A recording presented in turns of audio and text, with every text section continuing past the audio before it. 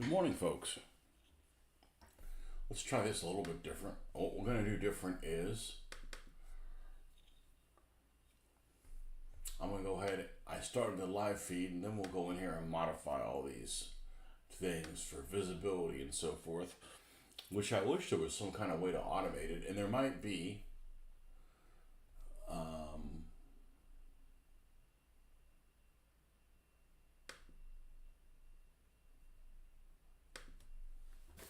But I got to do this every single time. I got to start the video and basically put like a pause screen in there.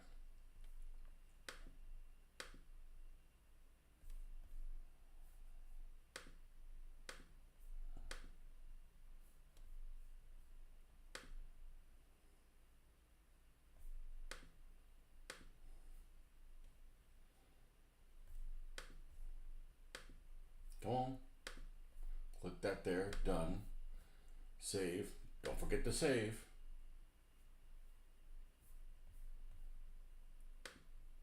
And now we're back. Okay. And we didn't miss anybody. I actually just try to tether my phone onto to use the other camera. I hadn't done that in a while. It's kind of a problem. I'm like, I feel like having problems for myself, so hooking up my mount here to it. I was planning on doing that, but didn't quite work out. Maybe I need to download a new version of the program that I hadn't used in, I guess it's been probably about a year, maybe even more than a year since I've done that. That's funny. I told it a little while ago to go ahead and dismiss that 6 a.m. alarm. Didn't listen. Machines are a problem when they don't listen to you.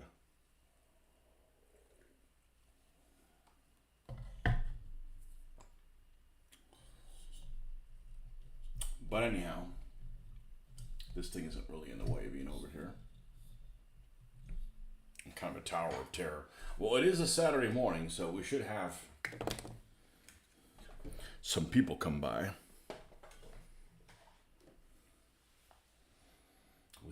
We should have some activity. Let me just make this area a little bit more user friendly.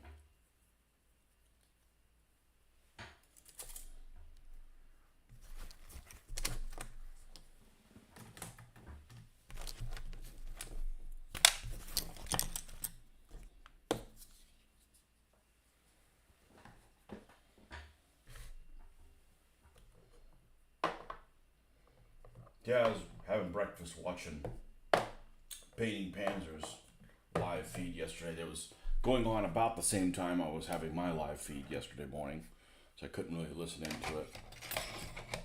Trying to find out what I shouldn't do wrong to anger the YouTube gods and this channel be removed. And it looks like he had some German marching music. Well, we don't have any music of any kind really on this, so we should be all right. But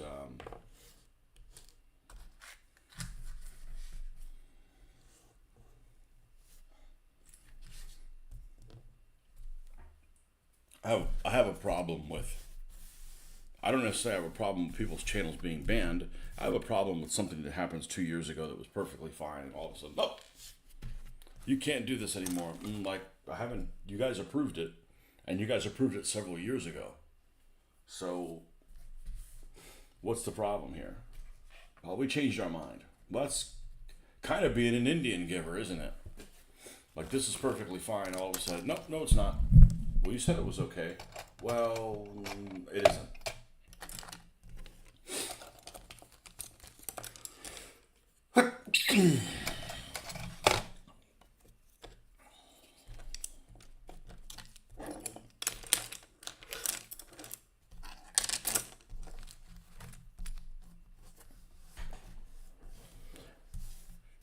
And I'm not necessarily worried about not having anything backed up.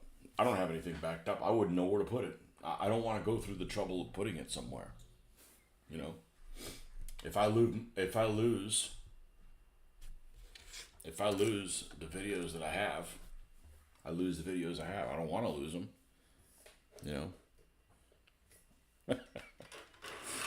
If I lose the videos I have, it's going to be a loss for people that like to play that game that I no longer play because I'm not remaking them. I no longer play that game. And there's probably a fair amount of people. Unfortunately, I wish it wasn't the case, but there's probably a fair amount of people. No, I guess I'm just talking to myself here. Well, somebody's got to come on. Some of you guys watch this stuff afterwards, but there's got to be a fair number of people that come to this show for DBA content, and I don't, and that's fine. I mean, we did that stuff the best we could when we did it.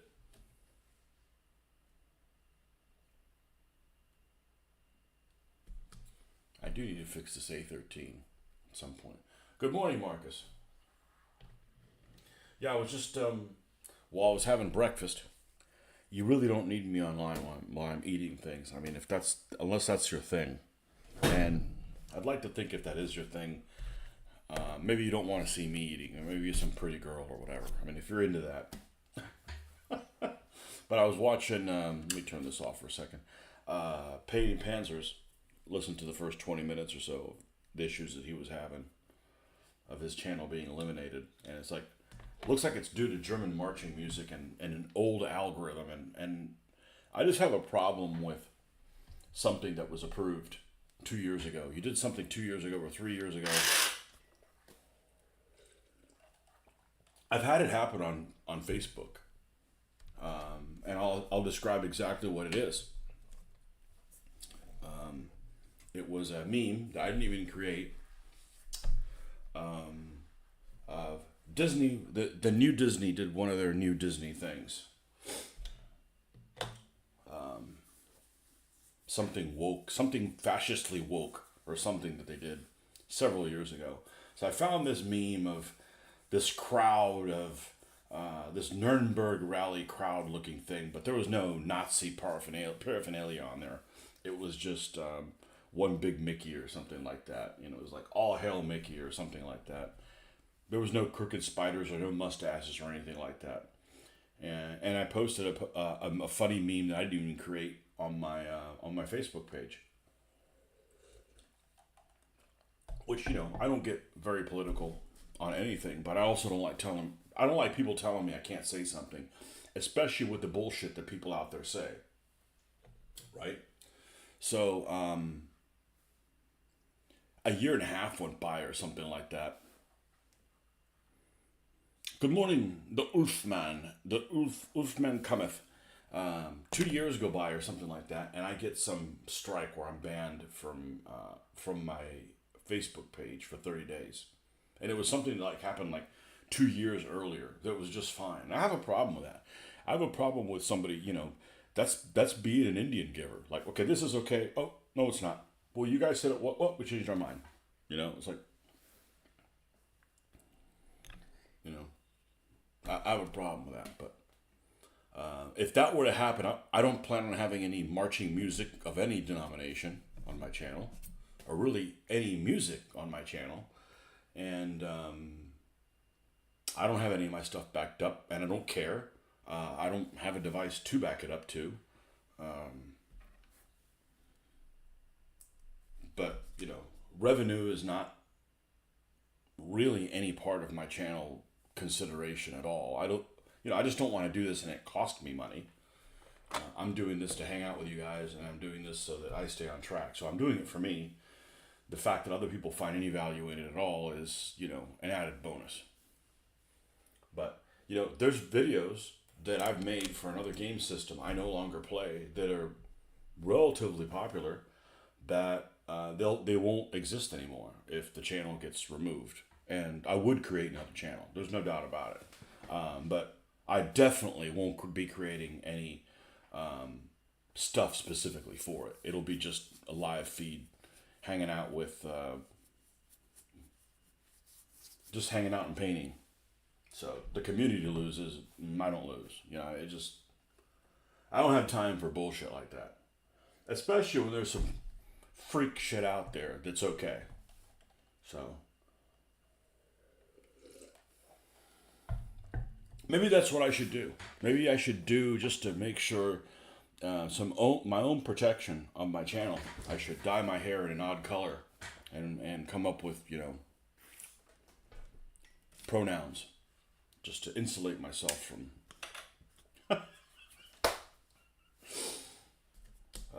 I probably would create the channel on something on another platform. Like I said, this is just for what do you call it? Just to hang out for companionship. I'm using you guys for companionship. Oh man. Yeah, he's a hell of a nice guy. I'm sure he edits himself more than I do, but I don't put marching songs on stuff. First of all, it's too much work. Second of all, I don't really like any of them. You know, so and like I talked with some of you guys. If if you put stuff with the crooked, if you take things that have the crooked spider off of your models, it eliminates the opportunity that you can have as a talking point of reminding people, yes, these are the guys that the Allies fought, and here's why they fought them, and they're rat bastards. So now you saw you can't talk about the rat bastards. It just doesn't make any sense. I mean, maybe there's somebody out there that would promote the rat bastards and promote their kind of stuff, but I just don't see that kind of thing getting any kind of traction. But oh well, hopefully his channel gets back. But I would be extremely pissed. I would not take it well, and I'd be vocal as hell about it. And I'd just go to another platform, which unfortunately the other platforms don't get really any, any kind of traffic. Which, the only reason to get a lot of traffic is like, hey, there might be, if most people use a certain platform and they don't use the other ones, like I don't use Twitch, I don't use Rumble and whatever other things that there are. So, I might be the most interested, I might be the biggest fan of a certain person, but if I don't find out about them, it's kind of a waste. But so it goes.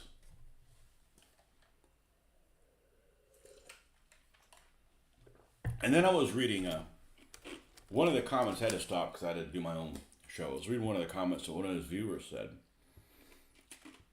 and they alluded that it might have been due to the popularity of Warhammer 40K and something else,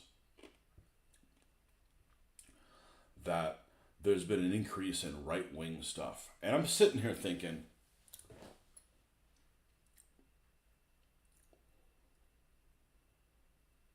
anytime I have seen anybody play anything fantasy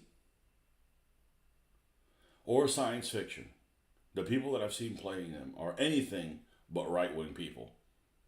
They're the opposite. I don't want to play with them because they're a bunch of candy asses. I don't want to play with a bunch of right-wing people either.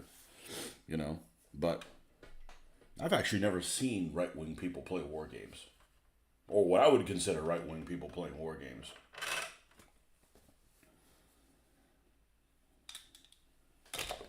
But anyhow, so here we are.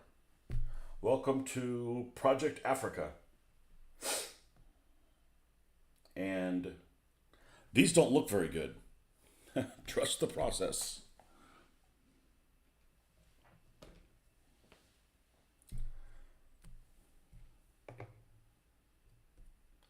Yeah, anytime I've seen anybody play fantasy or science fiction, they're people I don't want to play games with. It's like, man, these guys are going to be offended if I say something, off color, or they're upset with the patriarchy, and language I've never even heard in my entire life until my daughter went to college and came back from a recon mission in college. I'm like, what is this?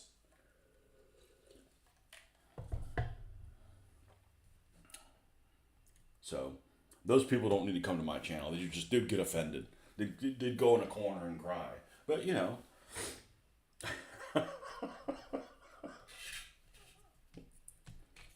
Hey, I don't like corporate takeover shit either. I mean, there's got to be balance. There's got to be balance in the force. So let's take a close picture of how shitty these things look.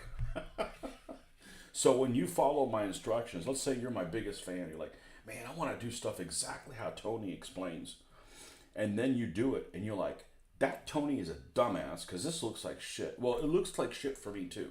Okay, let's kind of assemble things here in the parts that go together, and you can see with this brown wash, it does not look very attractive at this point.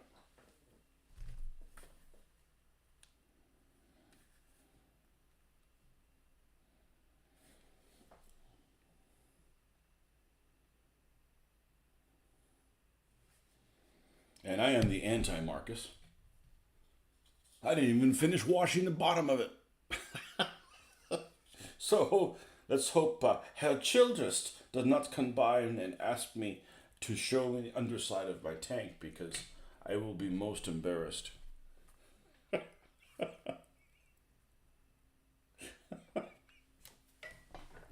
We all have our things. We all have our things that we're adamant about.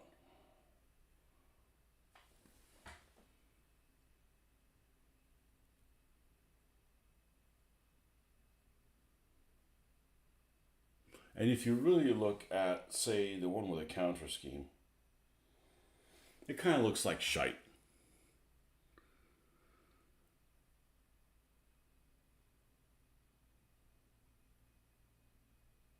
Did you come from a background of 135th scale models? Because that's definitely a 135th scale. I've seen people like, well, it doesn't have the right oil pan type thing, and I appreciate that as long as if that's your thing, you know.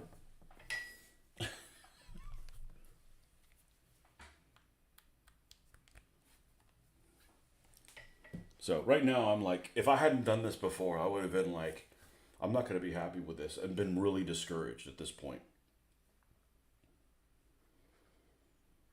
Been really, really discouraged.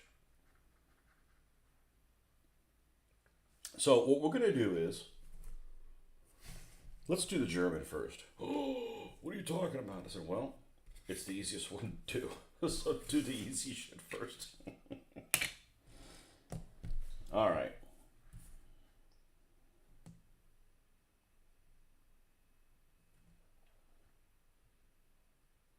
So I'm trying to think the German one I really should write down how I do it because I haven't done it that many times and I don't want to mess something up. Do I paint the tires and the tracks now and then weather? Because there's no colors. This one's a little different. So see, normally what I would do on this, oh, I'm sorry. Normally what I would do on this process is I have just added a brown fill to this color, so I want to put this color back on it to kind of get it back to the same level and then weather from there. There's no color to get back on this one because this one's a little bit different. So we did gray, we did some highlighting on the gray, and then we're like, let's pretend that they threw a bunch of Africa Core paint and sprayed it at the last minute, and some of that is worn off. That's kind of the look that I have. So I don't want to put the green ochre back on it. So this particular one is different in that I start weathering it from there. So I think in this case, this one does get the tracks and the wheels painted. So let's go ahead and do that. Let's get our cheap paint. Painto El Cheapo. Now you've only built one 1/3 scale model. I did do a lot of HO scale model railroad in my youth. I think that's what attracted me to the details. My dad had HO scale trains, and he always wanted to put this layout together. But my dad was a workaholic. He was defined. I think he was defined by what he did for a living, by his profession. I am not. Never will be. I mean, unless I did this for a living, which I do. I would like to eat. So that's not the case. But I'll never be defined by what I do for a living. But he worked until he couldn't work anymore. He's basically in his. Did he work into his 80s? He probably worked into his 80s, for sure. And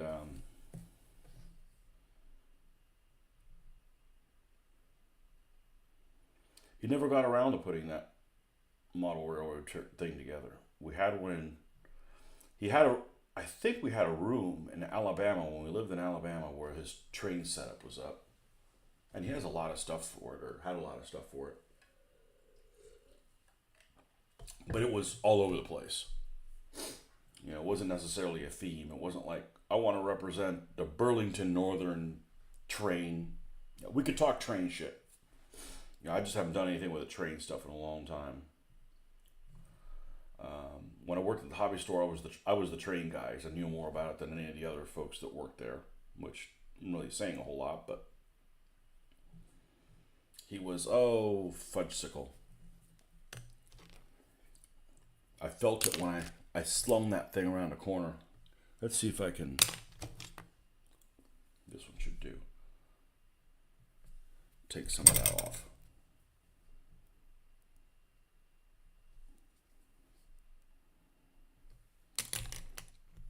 But he never got a chance to put that thing together. But he hand painted things.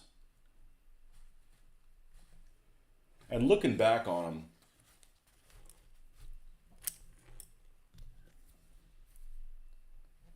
I feel like he had a problem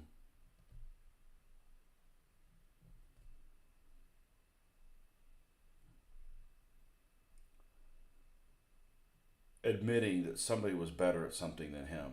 Like if I was better at something than him, I was not better at most things than him, but painting is definitely one of them. And so he had his stuff painted, and his stuff didn't look very good, you know, compared to what but you know, I really pushed myself in this. I've really pushed myself in this. So, but anyways, he had a bunch of stuff painted, and but never put that together. So he did have some models that he'd gotten that were like an all wood models. I forget what building it was. Some building that he had. It was all wood. And then in my 30s, I decided to build it for him. And I bet if I looked at it now, it looks like shit. But you know,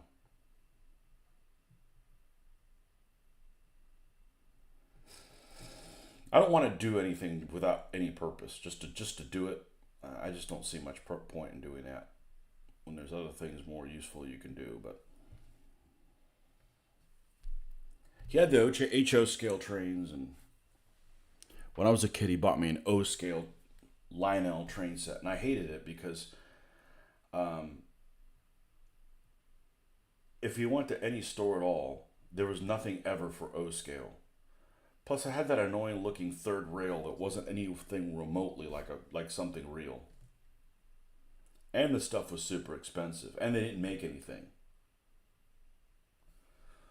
So, yeah, I never really got into O scale, and that train set disappeared. In one of our moves, it just disappeared. I have a feeling it got left in an attic or something like that. Somebody got a free O scale train set.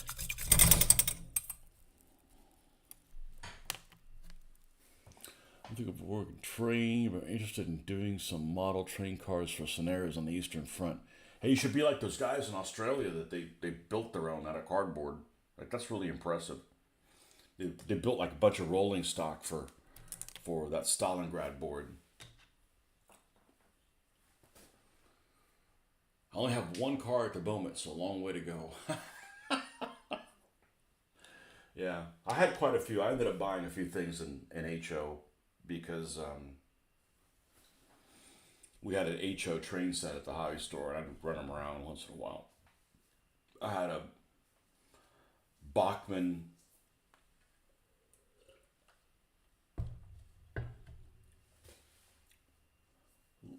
bluish gray with yellow trim 4884 or something like that, or a 484. I forget which one of the two it is, but a steam engine from the 40s. Union Pacific, really pretty, and a couple of other things. And my favorite one was probably the last one that I got was a Rock Island.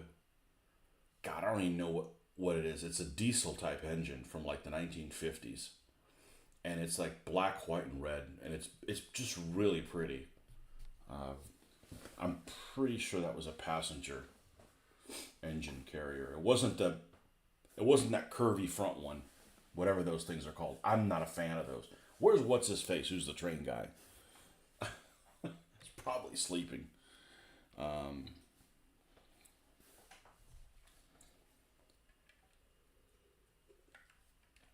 there just isn't time to do everything. And as a matter of fact, I went to Barnes and Noble within the last month, and there's a Model Railroader edition. I think it's Model Railroader, and on the cover it's got what's his face's big train layout, Rod Stewart's train layout. I saw, and the whole front cover of it is, and it's beautiful. And supposedly he did the whole thing other than the wiring. Well, good for him. But yeah, there's just not time to do this and that, you know.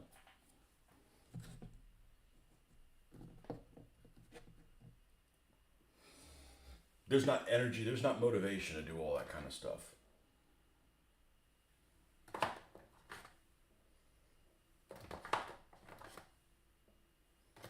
All right, we're gonna have to put our glasses on to see what the hell this German gray is. Nope, that's not it. This glasses thing's a pain in the ass.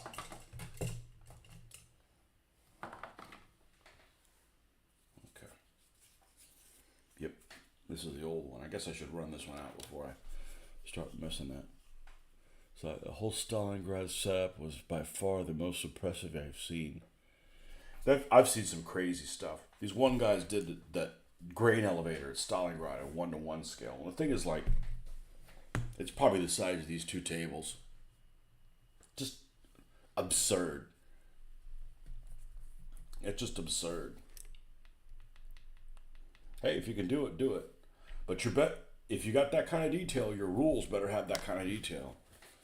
You know? Yeah, the more detailed your models are, the more rules the more detailed the rules should be. You know? That's the way I look at it.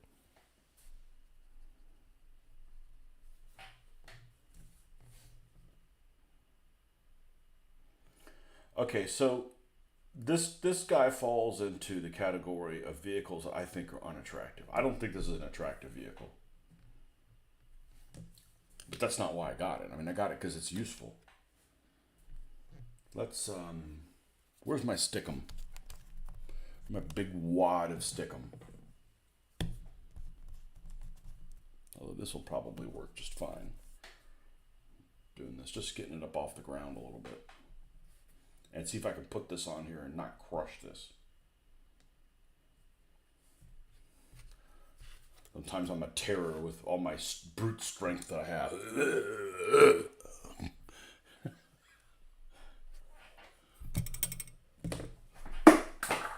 Yep.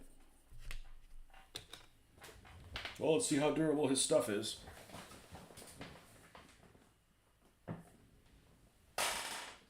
Just the wheel that was kind of falling off anyways came off. All right, you motherfucker.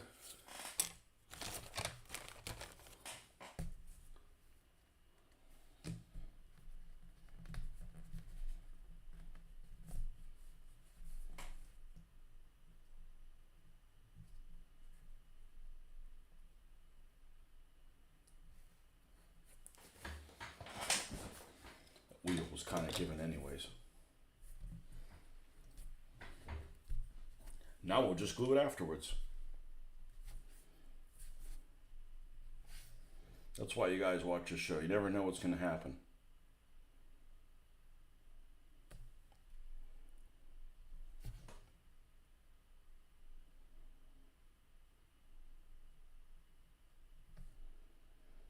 Yeah, I have no interest in backing up the videos. I don't know where I would back it up. I'm not going to buy a device just to back up videos for DVA for a game that I no longer play. You know, catch them while you can.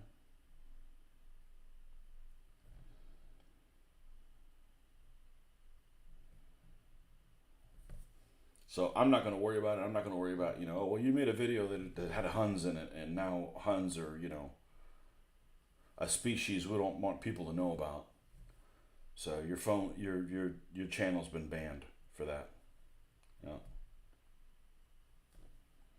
My brother plays a video game. I forget exactly which one it is, but he says, it has this AI and it controls what you said, and if it doesn't, you could get a ban. I'm like, I just wouldn't play that game. I'd play a different game.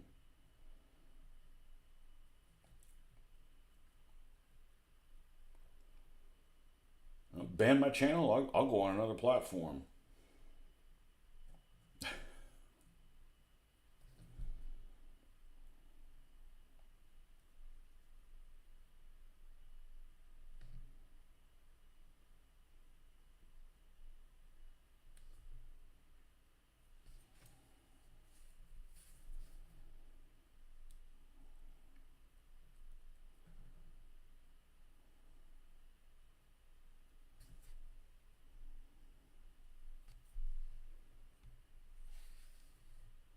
Yeah, that Stalingrad set was pretty freaking crazy.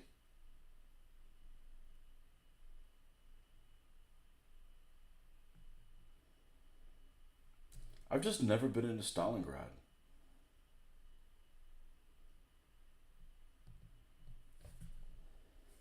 The most I'd be into Stalingrad is I would have liked to have played back when I was playing Advanced Squad Leader. I wouldn't have mind playing one of those Stalingrad big games, whatever their big Streets of Stalingrad or the October Factory, or whatever the hell it is.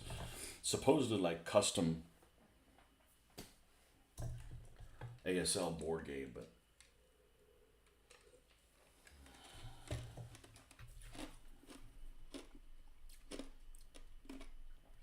I don't know how much I would actually appreciate something like that now, because you're playing any kind of a game where you're making the actions of that a platoon sergeant would do, but yet you've got so many squads. You're playing the action of like multiple platoon sergeants. And that just kind of stuff just doesn't appeal to me anymore. I really didn't think much of it, but after my experience with DBA, I'm like, yeah, it doesn't make sense to be like the general that's commanding the entire army, but then like moving individual like squads around. It doesn't make sense to me. I never really thought about much of it before that, but now I'm like, yeah, why am I playing all of these roles? So if I'm interested in making the decisions of where the grenade is going to be thrown, then I need to play like a game where I'm making squad leader type choices. And what squad leader means is that making the choices that affect only 10 people, not something that's affecting 1,000. If this thing would have fallen on the ground and was white metal, it would have just shattered, or resin. And I don't have carpet. I got a pretend wood floor. That's what there is now, is pretend wood floor. Wood that's not wood.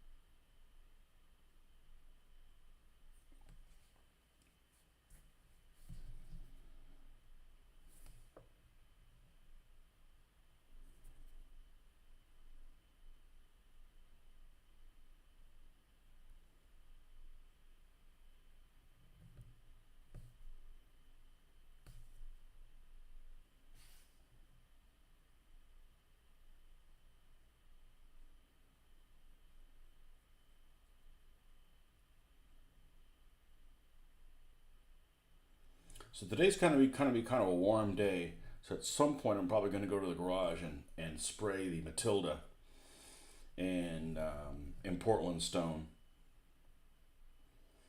This is going to be a Portland stone based Matilda. I think. I don't.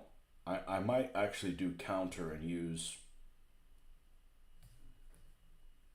um, the light stone as a base. I've seen that before. I prefer the Portland stone look on it, but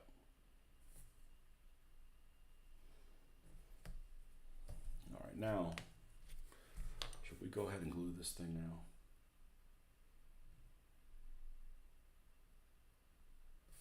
Just leave it off.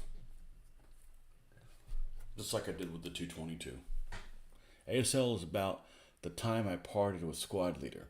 I liked the game except for that rigid turn sequence thing. You know, and it didn't bother me back then. Now I wouldn't be able to stand it anymore.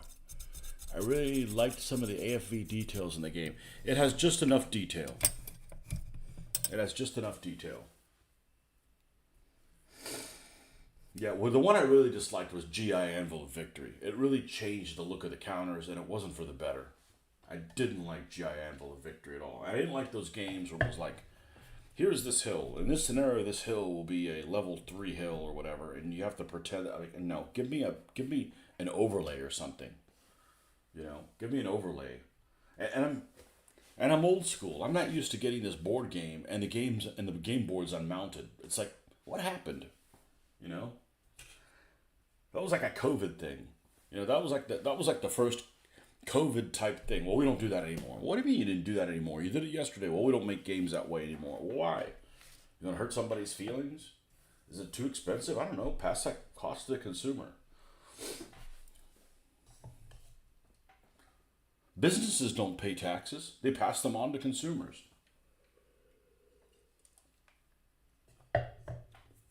I mean, I guess unless the business goes out of business, the business goes out of business, then I guess in that case it did pay taxes.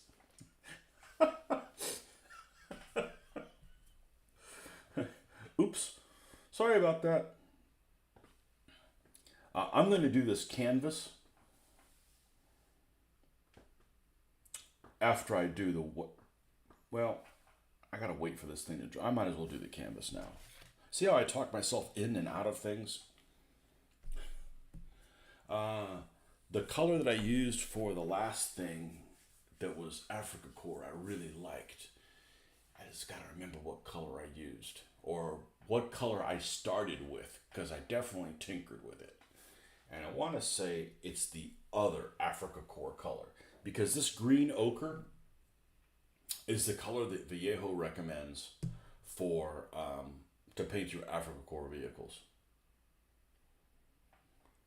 The other one is a color that sounds almost the same as this one. This is like the 1941 color. Then there's like the late 42 color, and it is,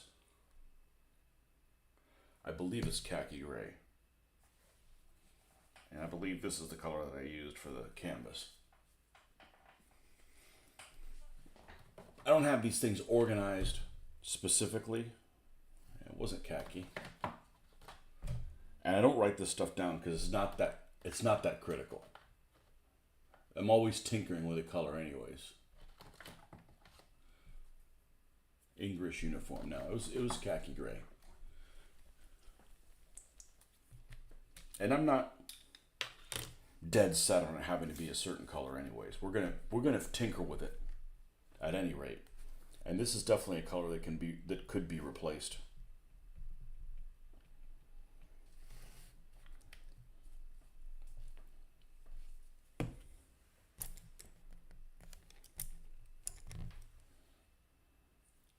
If I go by Pussyfoot's Paradise, go and replace that.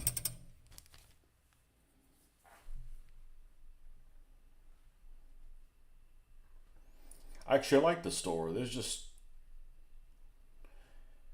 some people in that store that really need to be bullied.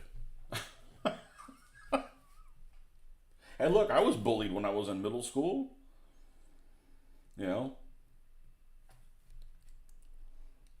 And they kept things, kept me from like wanting to wear 2 different colored socks or some shit like that. You know, you wouldn't be able to do that. Like, so I saw that like when my daughter was like in middle school. I'm like, why has your friend got 2 different colored socks on? Well, that's the style. I'm like, that shit wouldn't have flown in 1982. You'd have an atomic freaking wedgie.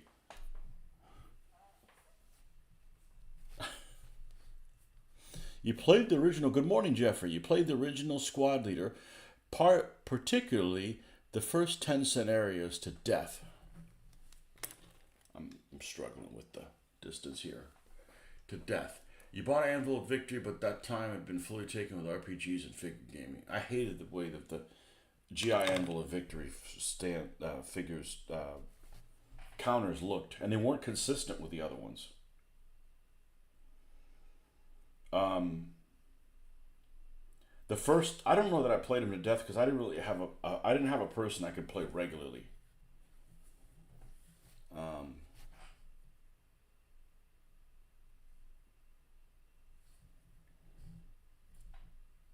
there's no way I'd play that game without the incremental fire table because I don't like the fact that you got five firepower points. Well, it just rounds down to four, or if you've got seven, it rounds down to six. But if so it's just odd that it just doesn't seem fair. Let's put it that way. Um,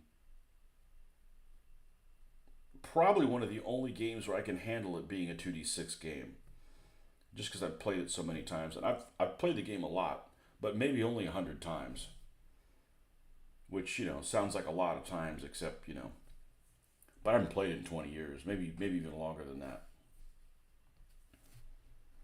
Um, the person I encountered that wanted to play that game more than anybody else, who's a big aficionado, really wanted to use the computer assisted one and was adamant about not rolling dice. So let's just say we didn't play more than one game. I'm not I'm not letting the computer roll dice for me. I'm fine like roll my own dice and enter the number into the computer. But it's just like autoplay. It's just too personal, you know. You do the same with colors. Painting anything would weather and look buried in any case. Yep. Use the map board for 6 millimeter games with fog of war. You had duplicates. I played 3 games that way.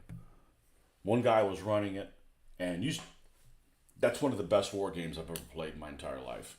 2 sets of boards, 2 of us in 2 different rooms, and you would do shit just to screw with the other person. Like, it didn't take long to figure out, well, let me just send a squad up here to the top of this hill, even though that wasn't the scenario, just to kind of see what was going on, just to be able to get information.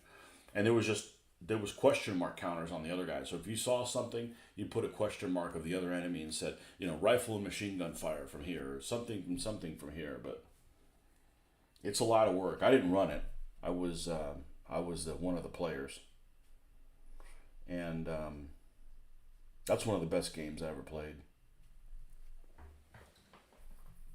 And there were scenarios that the other person had made up, so this wasn't like, oh, I know where these guys are in this scenario. And some really interesting stuff happened. There was a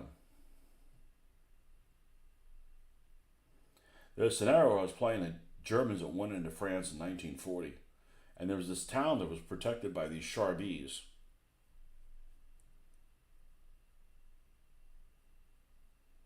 And there were these French ammunition trucks. And I got in them and drove one away and parked it next to one of the Charbis, and Charbi opened fire on it. It caught fire and eventually blew up and took the Charbi with it. But in those blind games, man, you really have to seize the day. There's like an opportunity to do something and could create a lot of chaos. You do it.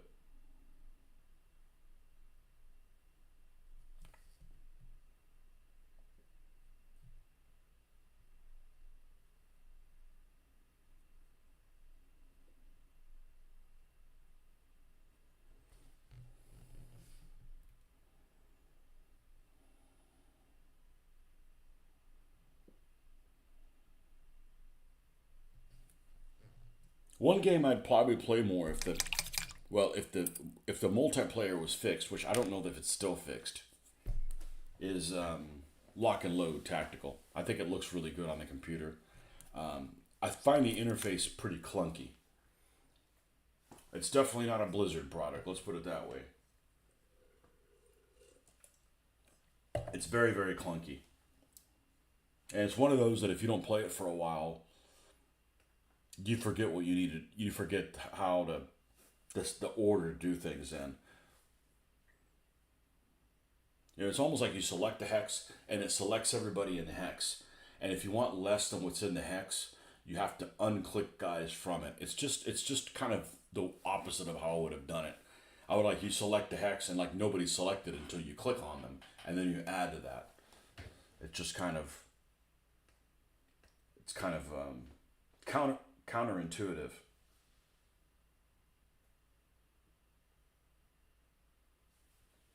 Counterintuitive. Did something break off here when it fell? Son of a bitch. I don't even know what it would be. Now I gotta go look at or there's something that just chipped the paint. Oh, is it the horn? I'm never gonna find that fucking thing.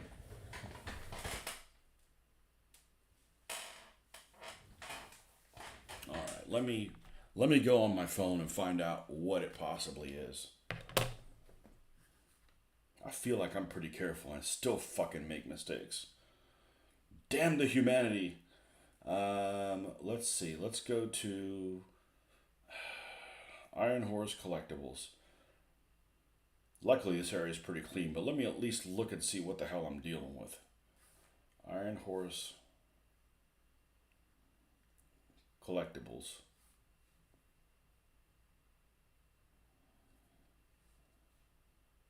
If I couldn't fix this, I'd be really upset about it. It's just a no. It's War Games 3D, isn't it? Germany STKFZ 10/1.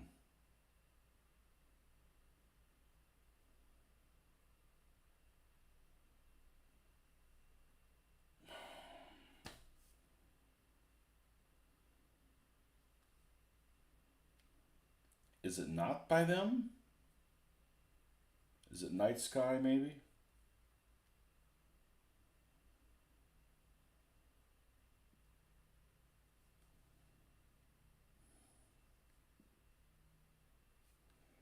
Yep, it's a fucking horn. Alright, let me bend over and find a horn. I'm sure I could find it. I don't have carpet and I vacuum this area frequently. The question is, it doesn't weigh anything, so who knows where they all traveled to.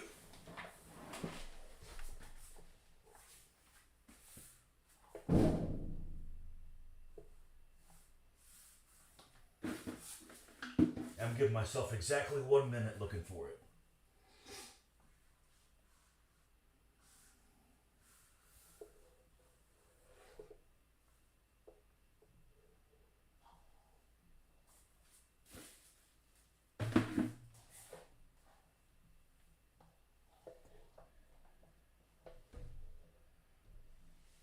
Yeah, I'm done looking for it. I just won't vacuum until I find it, but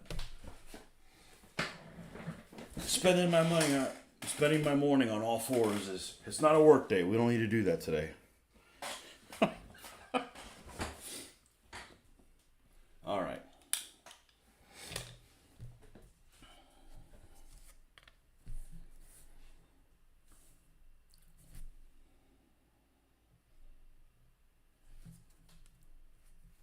Don't fall the fuck down again.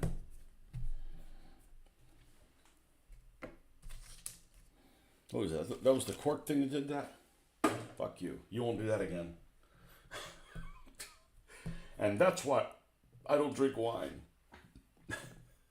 All right, we got dark sand and pale sand are the other two colors that we do. So let's go ahead and pull the dark sand out here. Get a little dry brushy.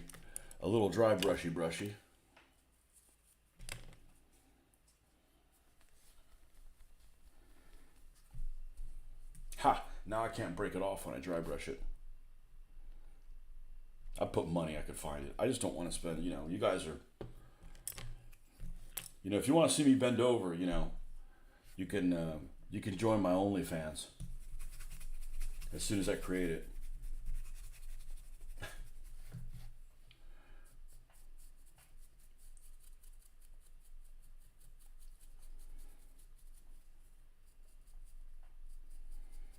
It's got one of these annoying license plate type things.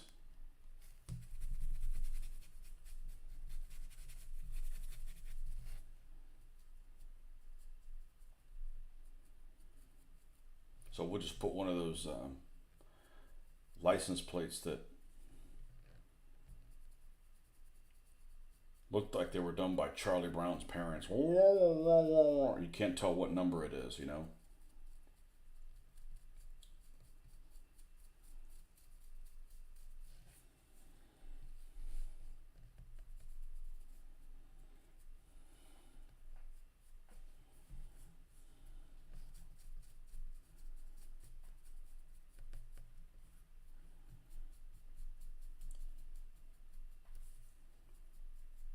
Let's go really light on this because this headlamp is one that came broken to me. And it's funny because that didn't break off.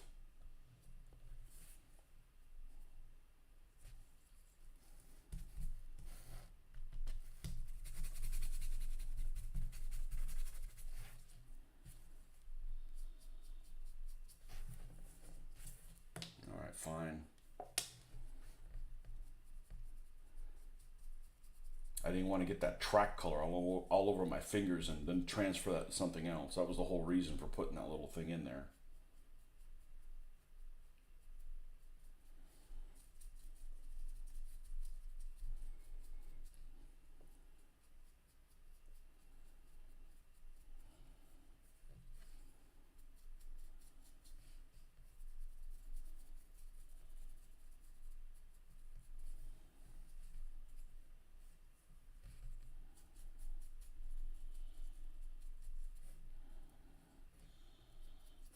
Well, I watched 2 episodes of Rogue Heroes last night. Kind of didn't go anywhere.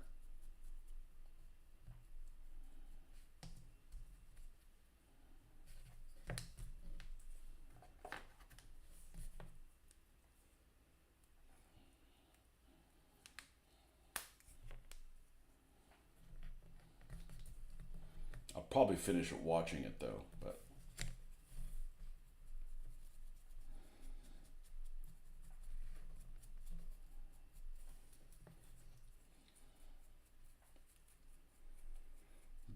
just seems awfully Hollywoodized. Dreadfully Hollywoodized. Like everything else.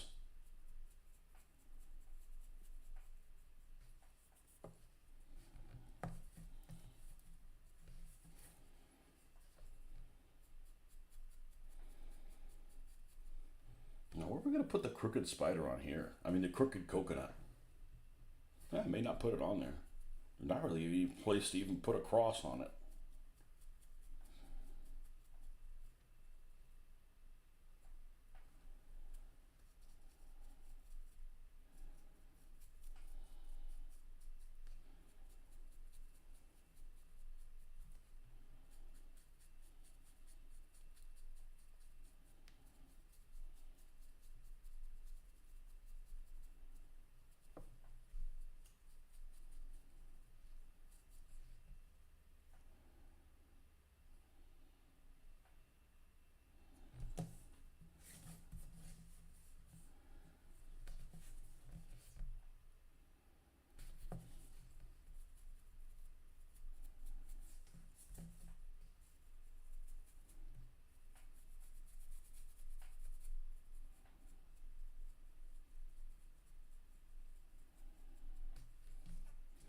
And then we will put on the pale sand.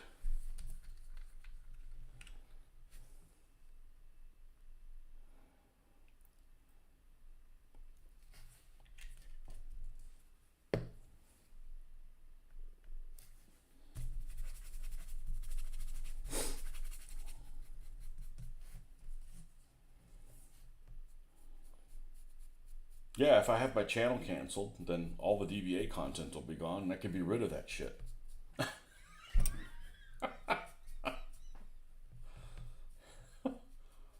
It won't be any new DBA content, I can tell you that much.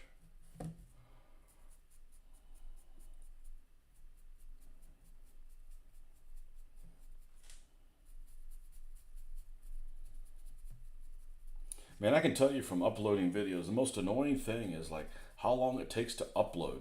Like it takes a long freaking time. It's a pain in the ass to do that.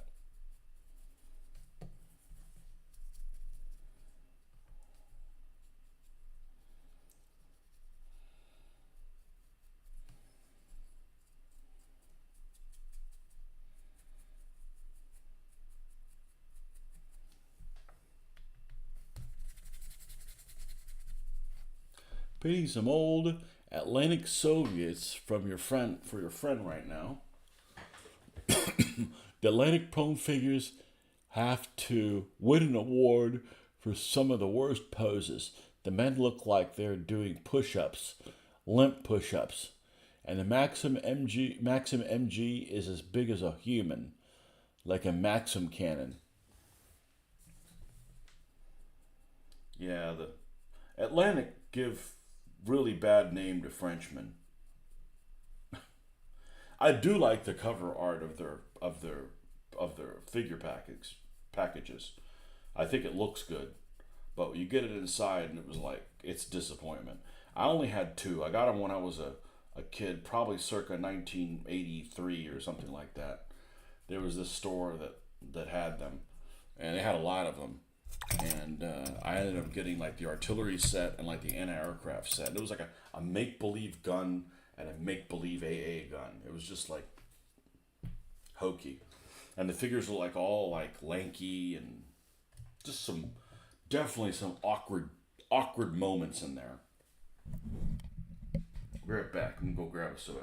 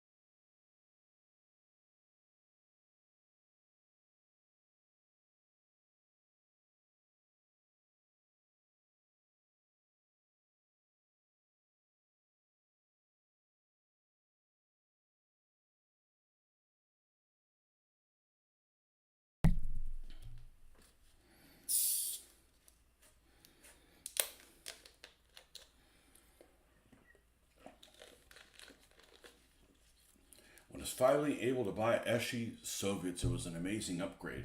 And the Eschi Soviets kind of suck. I don't really like the Eschi figures at all.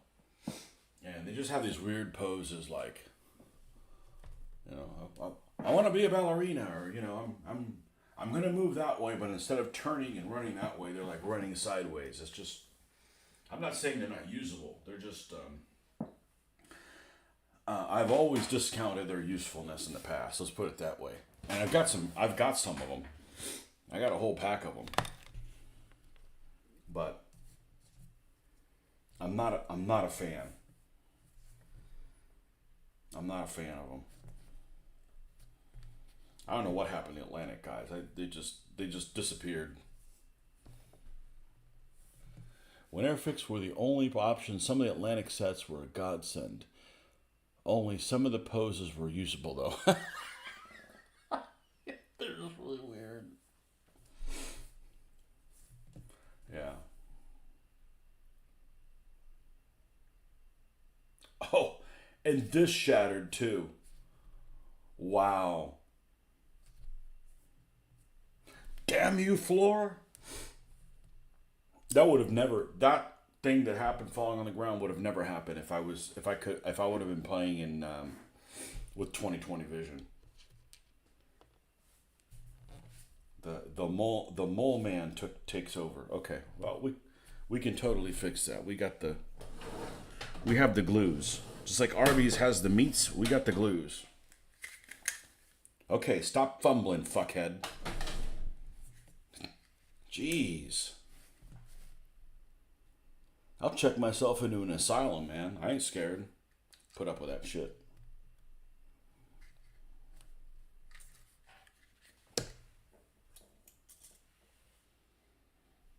Yeah, this thing's overly large, but I think this will work. This is the first wire that I got that was way too big for this. Somehow it's still partially attached. It's a two-step process here.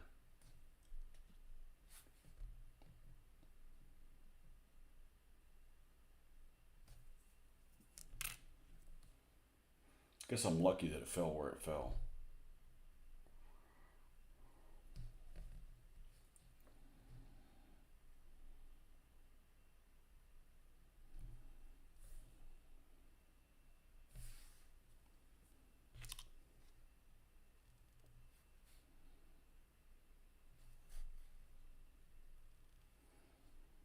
I know you're supposed to take the old super glue on when it's time to glue the new one, but I don't see how I'm gonna do that at this point with that little thing. Now, this is facing this way.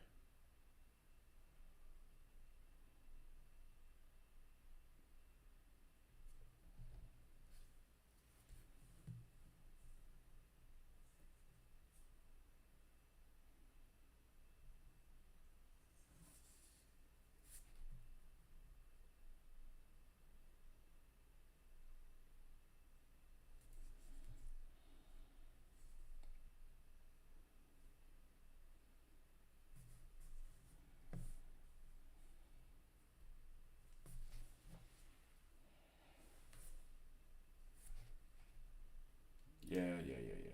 We'll just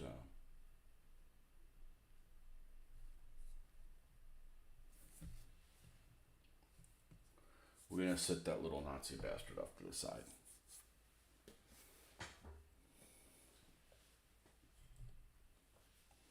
What's the worst figure manufacturer of plastic figures you've encountered?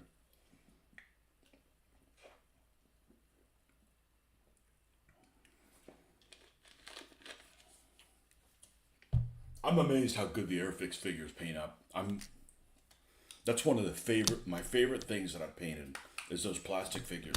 I don't know how durable they are. I don't want to find out. You know, I'm still concerned about their durability.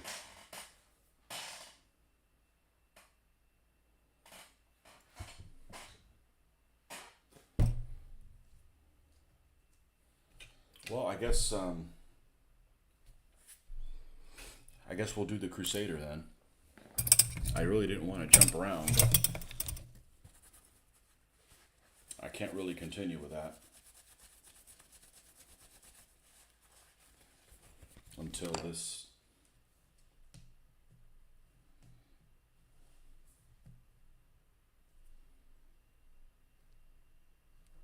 You gonna behave?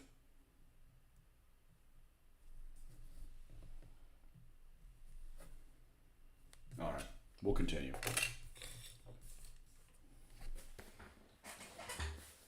It's time to do some black lining.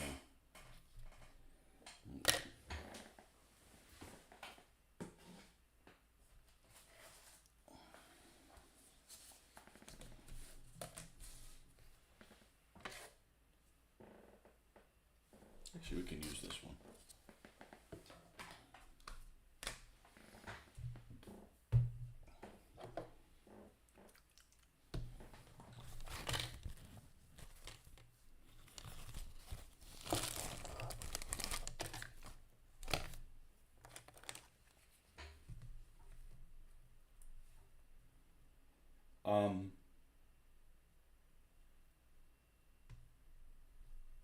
What just happened?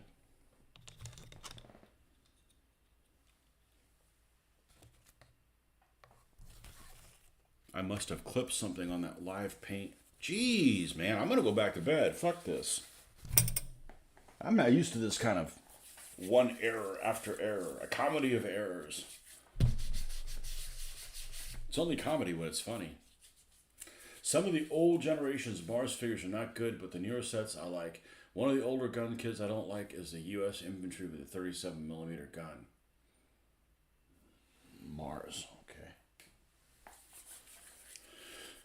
Remember Fujimi? Remember the art on the infantry figures from Fujimi? Friggin' great art. And you get the figures and I'm like, nah. They're just, they're, they're really odd. They're really some strange cats there.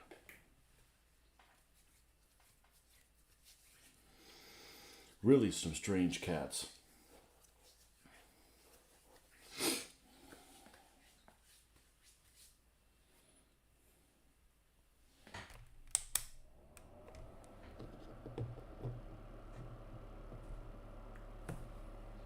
And the German infantry has like, with, what do you call them? The gas masks or something like that. And they look really cool on the box art. And you get them and they look terrible.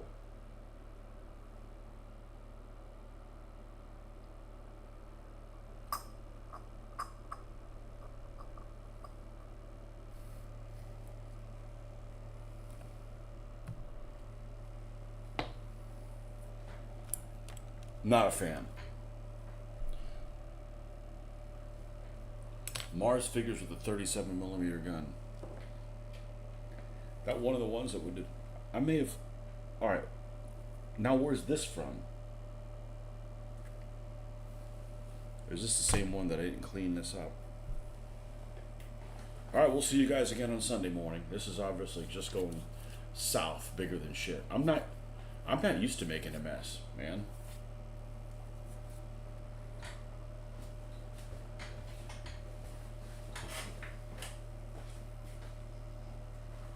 We don't need this. I'll be in a bad mood all day long.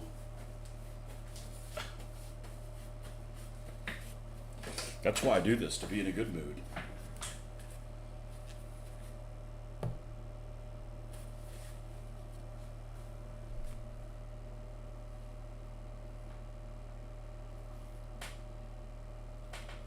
Okay, Mars. 37 millimeter.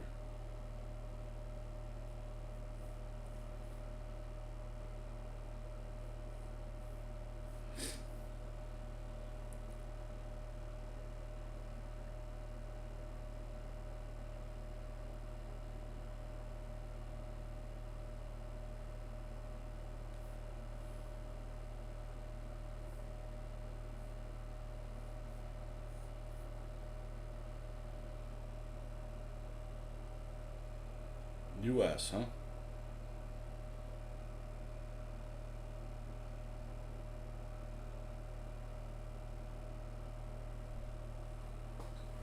What Mars could it be?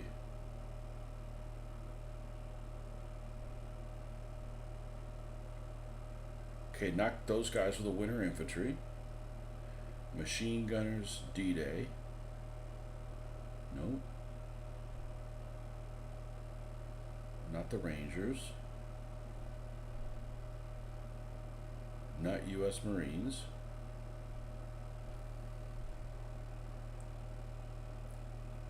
It's not going to be the Parents. How about others?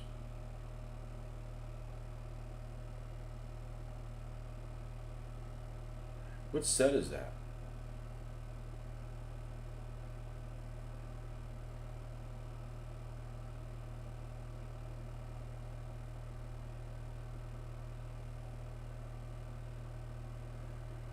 You know, one thing I've never seen is the Matchbox American Infantry. And a lot of those figures are like the set of figures that came in the big, what do you call those? Stomper tanks. Were these same figures bigger? I'd never seen these guys before, ever. Well, I didn't really have Matchbox stuff, so let's hope it's not the onset of midlife crisis. Oh, I'm past that. On the opposite side of the spectrum, Tony, the Mars U.S. Winter Infantry I sent you, I like. Yes, they look very good.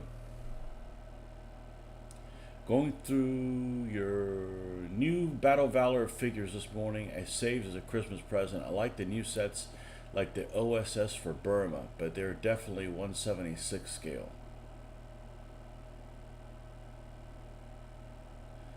Fujimi hard plastic sets were mainly based on the Airfix 132nd sculpts.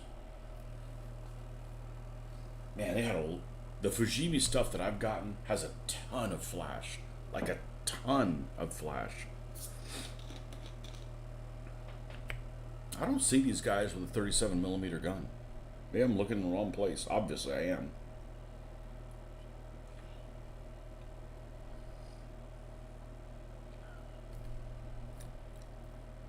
It's not Mars U.S. paratroopers.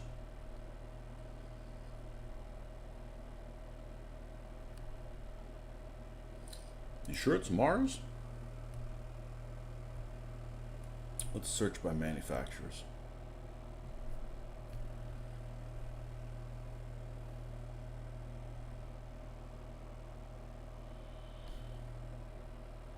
Well, that's hard to find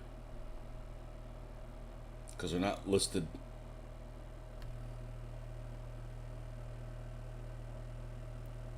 U.S. Paratroopers Part 2. Okay, not there.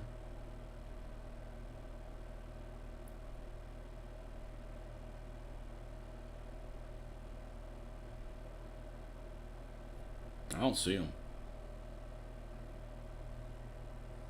They suck so bad they removed them. They never existed.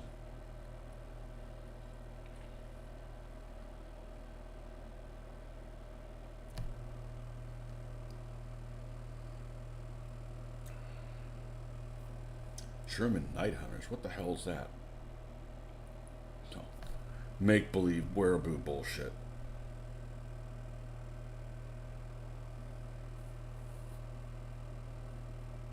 Oh, they make Ramkey Brigade guys.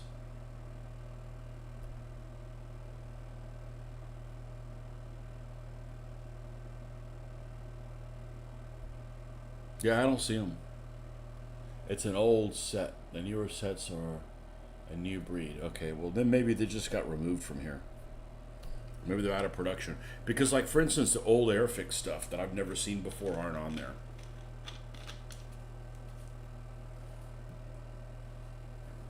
Somebody makes a 37 millimeter gun with infantry. And it might be Fujimi or something like that. I can't remember. Alright. Black lining it is.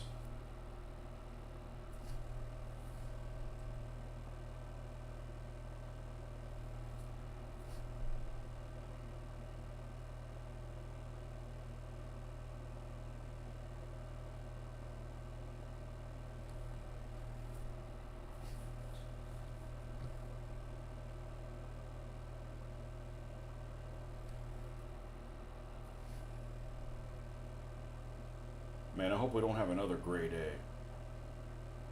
I've had my fill of grade A's.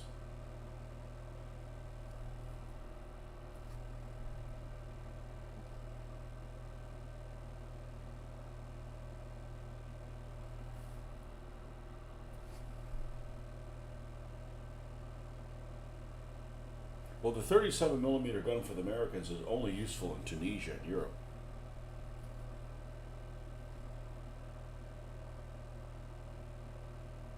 I'm pretty sure they didn't even make it to Italy.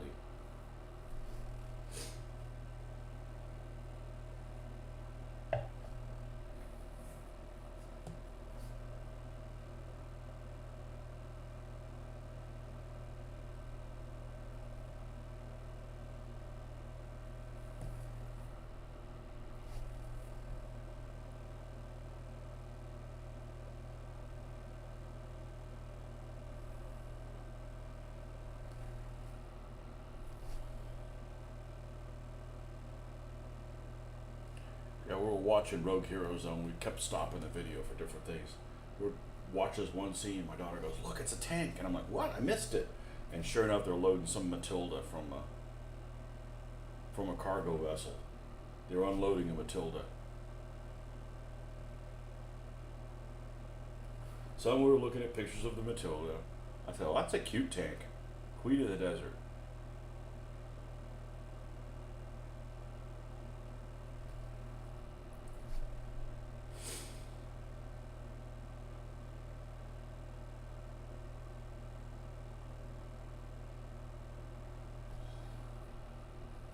as opposed to the Matilda 1, which is ugly as sin.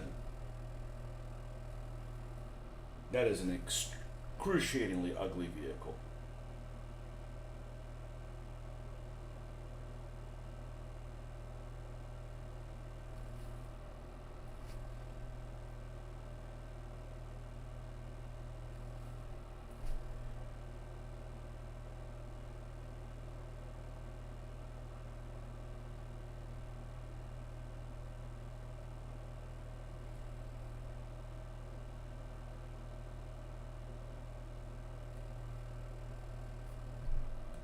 Okay, much better. Make those little details pop.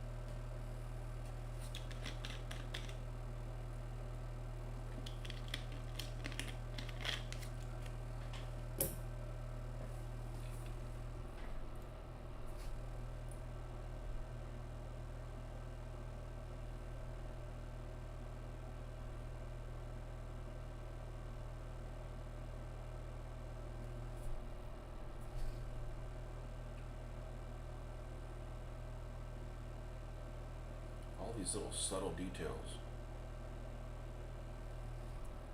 All these places for sand to get in.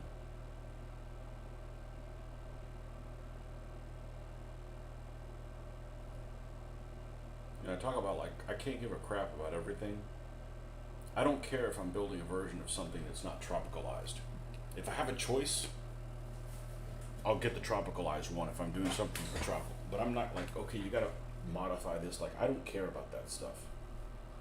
Because first of all, some of the vehicles went and they weren't tropicalized. So that those will be the ones that are represented in my army.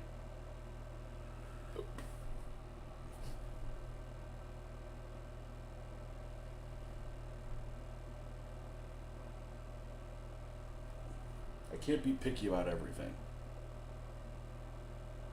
Wouldn't get anything done.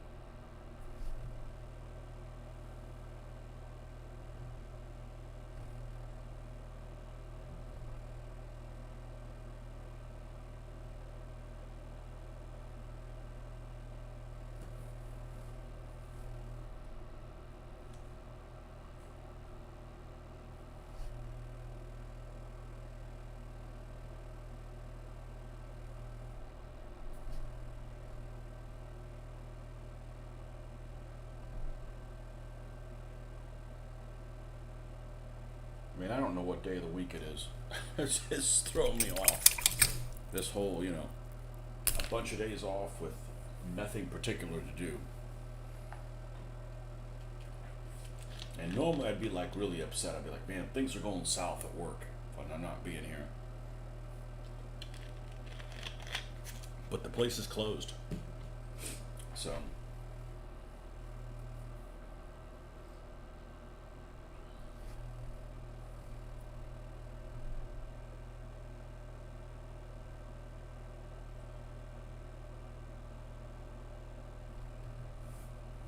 which, even if you were open, we could manufacture stuff, but wouldn't be able to deliver anything. Nobody's working these days.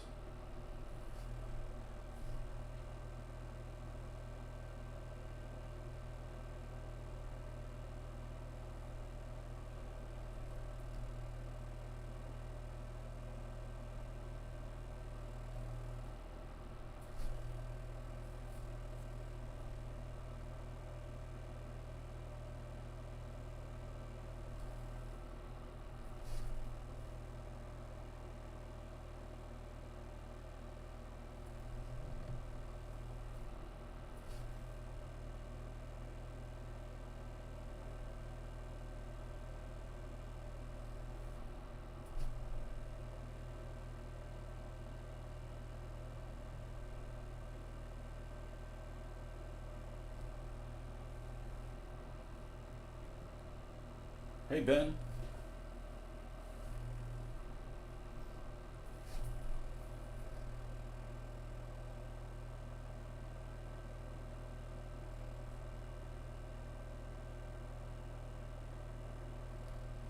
Yeah, try to get my airbrushing done today that I need to do, because it's definitely not going to be cool. It's going to be cool. It's just not going to be cold. It's supposed to probably getting into the low 70s today.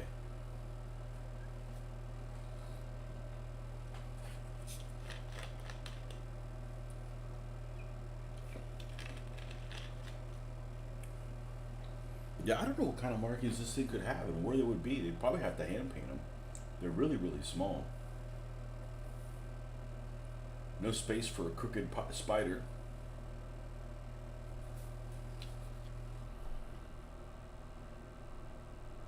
Crooked coconut. There's no crooked spiders on this. Actually, the only time there's ever a crooked spider on a tank that's not on a red napkin on the roof would be some Battle of Berlin stuff. I'm not going to put that stuff on there. It looks silly. Doesn't even look right.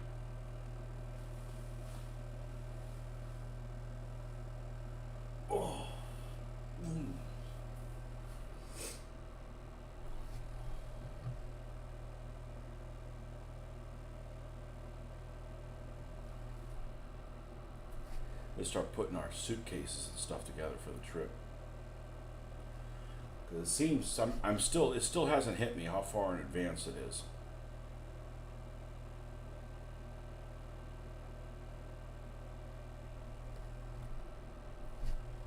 But there's not that many work days left between that and the time that I leave.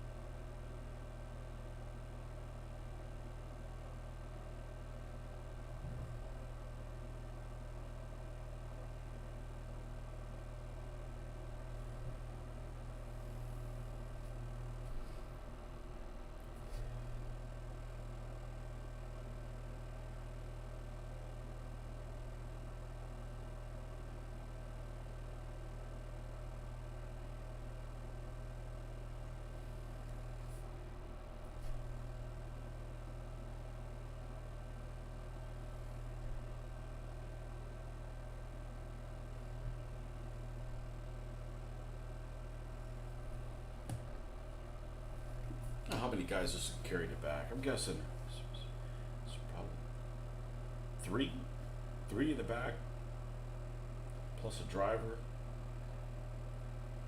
the driver's boyfriend.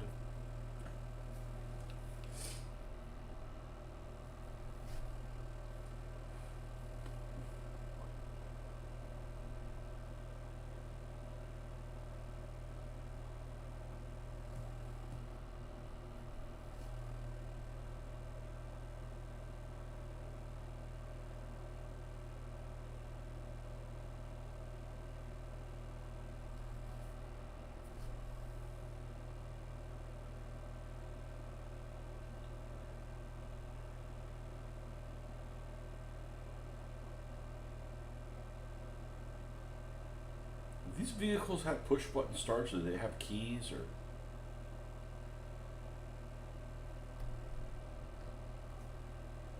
Don't lose the keys or we can't invade Poland.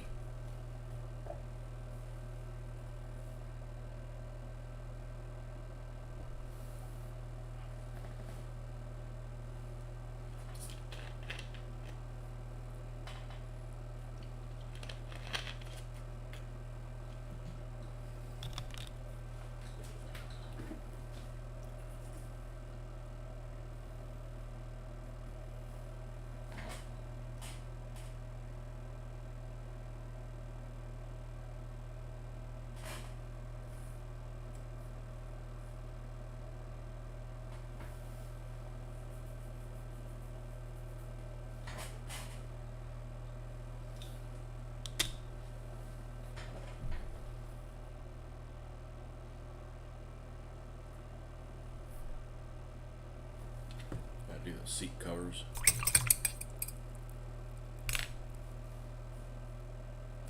But this is the vehicle that the SDKFZ 250 series is based on.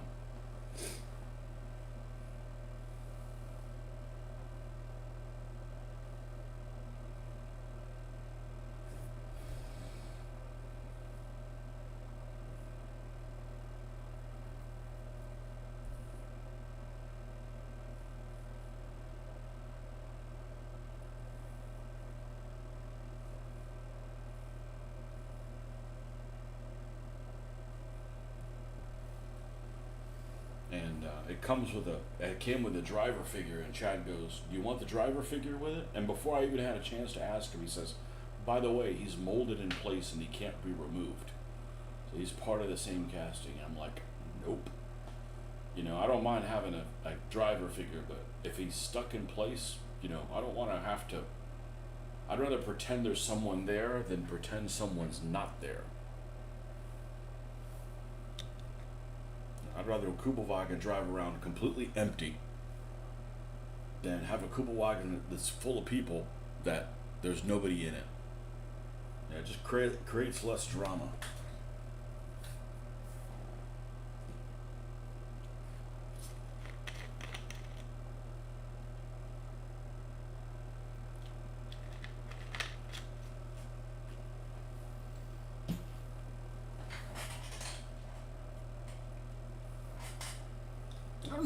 I don't know that these guys had any marking. I mean, where the hell would you put it? I guess maybe there's space for a crooked coconut down there.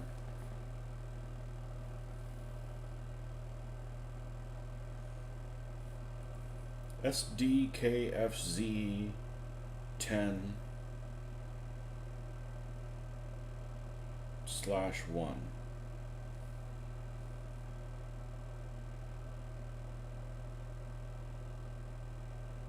There's a license plate spot down here.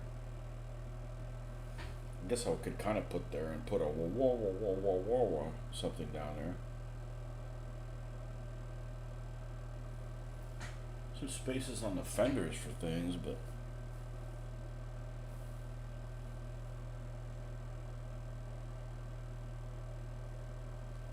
I think it does. I don't think it gets any markings.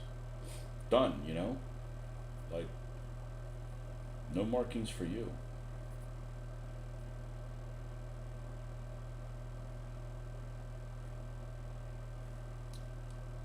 Who's this? Man, I'm surprised how many people do all kinds of different scales. This has got to be Erpaderp's thing, yeah. He has a particular font that he uses. Erpaderp.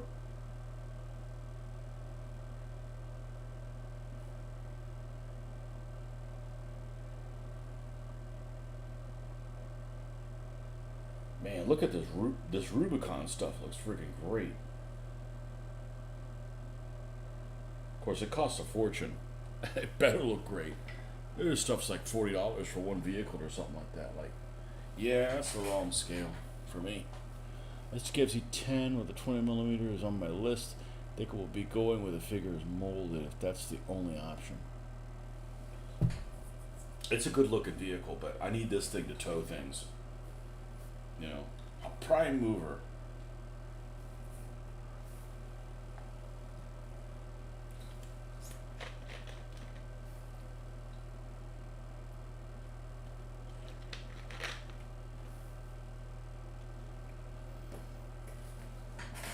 Well, this model's pretty damn good. And I've already forgotten who the hell makes it. Was it Night Sky? I think so.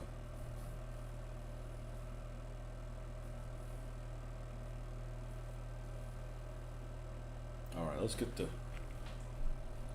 the accoutrement painted.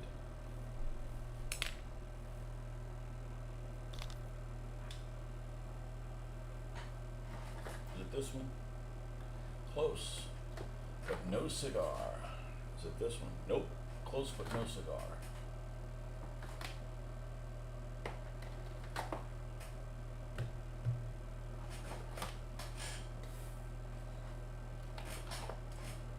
It must be out here already.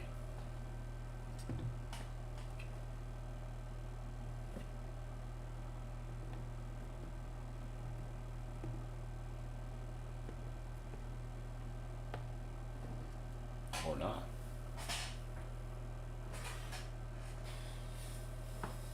I just like to be kind of consistent with it. Not that any of these wouldn't be able to work just fine. Here's a US field drive. There's another US field drive here. I don't know why I've got both of them up here. Let's eliminate one of them. These are my spares down here. Looking for beige brown. thought that any of these other ones wouldn't work.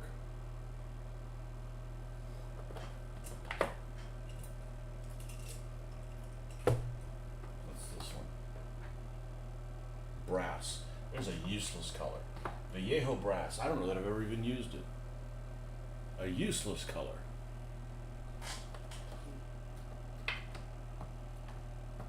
Man, it's been a while since I bought a war paints that aren't these.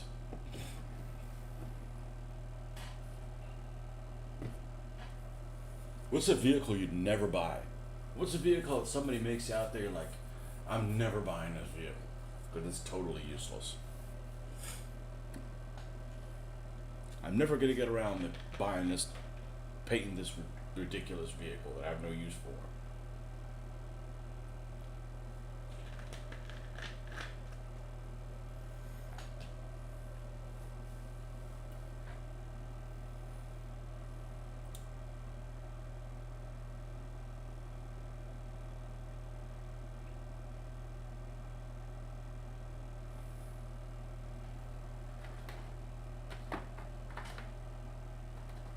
Where the hell is beige brown? There it is. You know, one set I'm probably never going to get is from Plastic Soldier Company. I'll give you a hint. What set from Plastic Soldier Company I'm probably not going to get?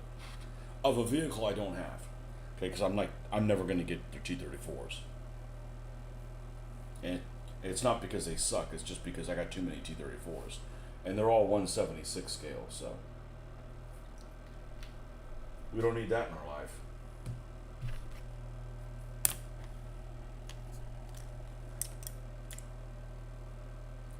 I would have already bought some Plastic Soldier Company T-34s if I hadn't gotten that steal on those other ones.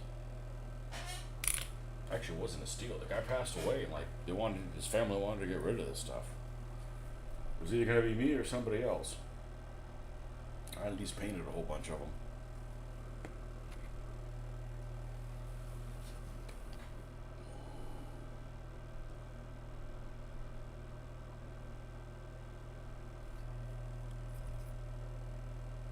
That's a tough one. I'd like to say duck, but I might need one of those. Yeah. I'm going to build a duck so I can tell people how ugly it is. And the amphibious little Jeep duck is just as ugly.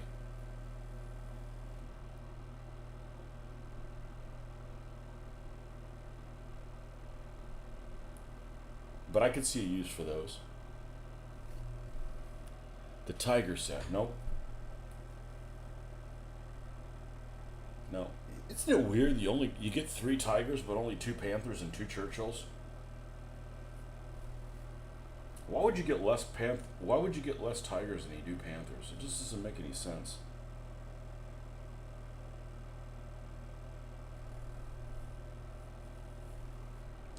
No, it's those Steyr recon cars. They're ugly.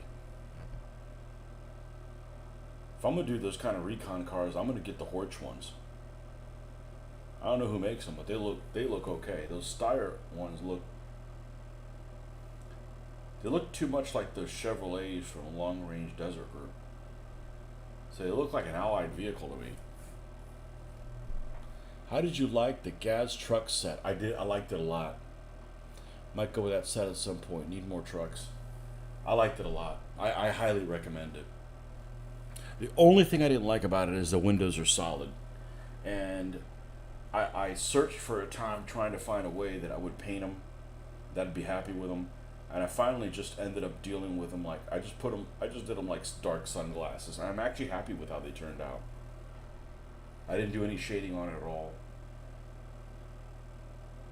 But I had the same issue with headlights. I was concerned about how the headlights were going to turn down, and then just something clicked. I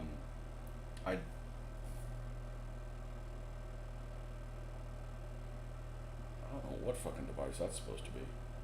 I have to look into that. It just something clicked, and I'm able to replicate it consistently. But I struggled with the headlights too, because you have this idea that I'm going to make them light blue, and I mean, it just once you see other options than just going light blue with them, The other options are a lot better, and they're easy to do. But I haven't done that with the windshield yet. I started making one that looks like you could paint like the horizon on it. I've seen other people do it, and it looks good. I just haven't spent a whole lot of time doing it, so I just kind of. But I think the gas trucks don't have a lot of waste, so I like that. I'm getting a little disheartened when you have this model kit and there's so much damn waste on there. So much waste. What was the set that you said that you're gonna try your hand at getting? Oh, the honey set. What do you need to do? Just make the bottom of it, and then you can have the ones for the Pacific.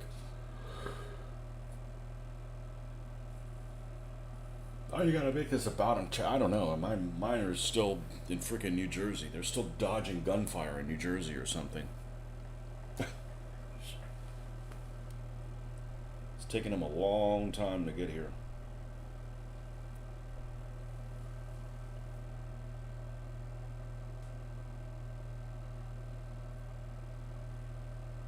Let's see where they are.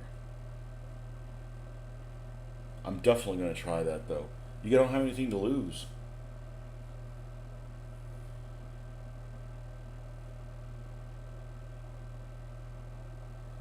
Alright, my license plate thing arrived in Jacksonville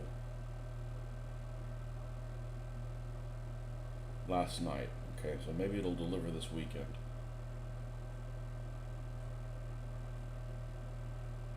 Arrives Thursday, January 2nd. I hope not. Somebody's taking their sweet ass time getting here that long. Oh, and it looks like the armored cars are in Jacksonville also. Acceptance pending. It's supposed to arrive on Monday. The PSC. The Humber Scout cars. Humber Scout cars, the Valentines and the Honeys. But I did like the gas set. I think it's a good value, even though it's an expensive set. But you get 6 vehicles for like, what is it, $40 or something like that. There's some really good deals on eBay of people selling them, and it's just the freight just is what makes them not such a good deal.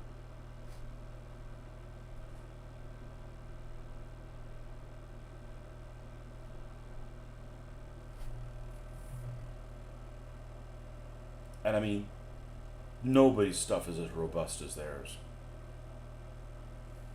They really got the market on robust vehicles.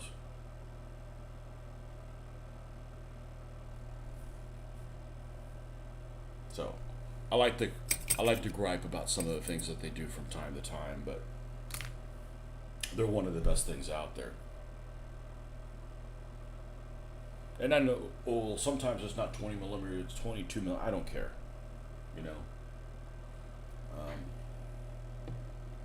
But the instructions for the honey in particular, I know that they're wrong. They tell you the honey to put the little sponsons on it, and it didn't have it. So, yeah, the bottom and the bottom piece in the back. I think I do it for the models I use for the Pacific. Might even base them with some jungle canopy to mask any issues.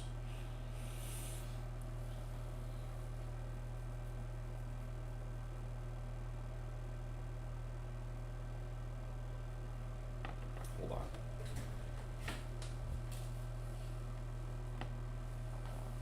You can use the sheet styrene works with the plastic glue, right? The weld cement. I mean, frick, make it out of card. I mean, anything. Oh shit, mine are all based. All my Stewarts are based. Damn it.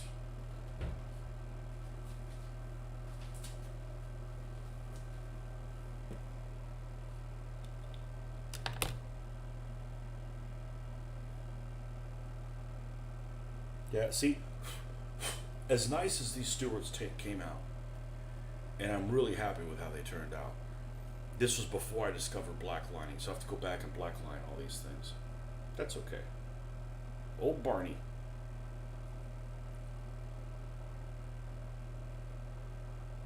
Yeah, so if you got to make this plate here and the front and the bottom, I think it can be done.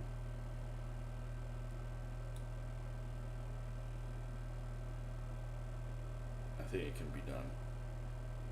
What a cute view. I really like Stewart's. Stewart's are really, really cute.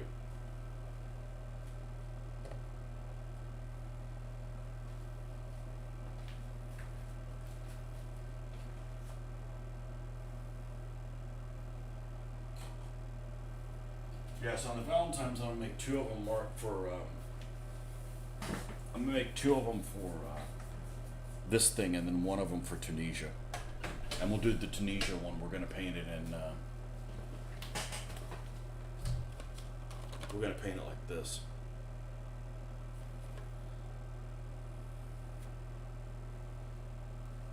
Dark olive and desert pink.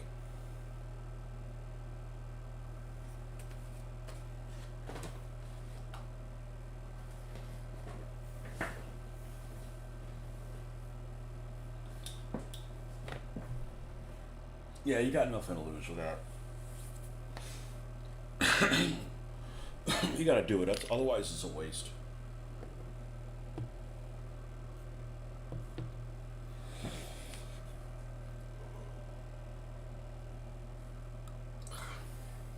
White.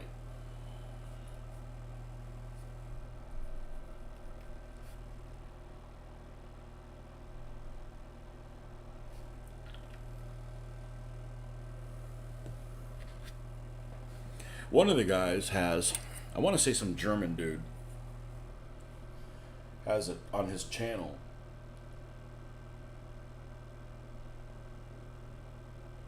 How to get something and get more things out of it. I want to say it's German trucks. How to make all 6 German trucks, but I don't need any more German trucks. I got 3 of them. That's plenty.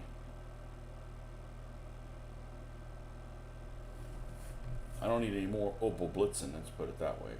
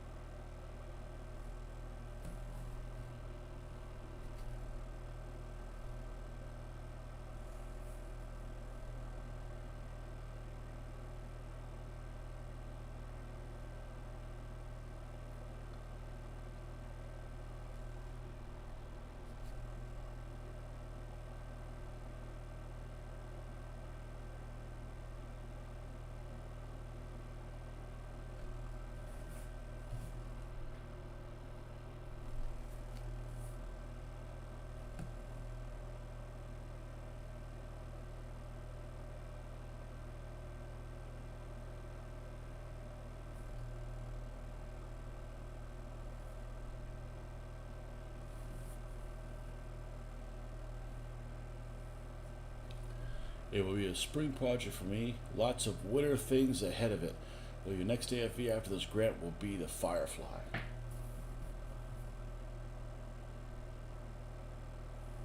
17 pound or something else, man. That is just a beast. Alright. I need to use the restroom. I will be back in a few.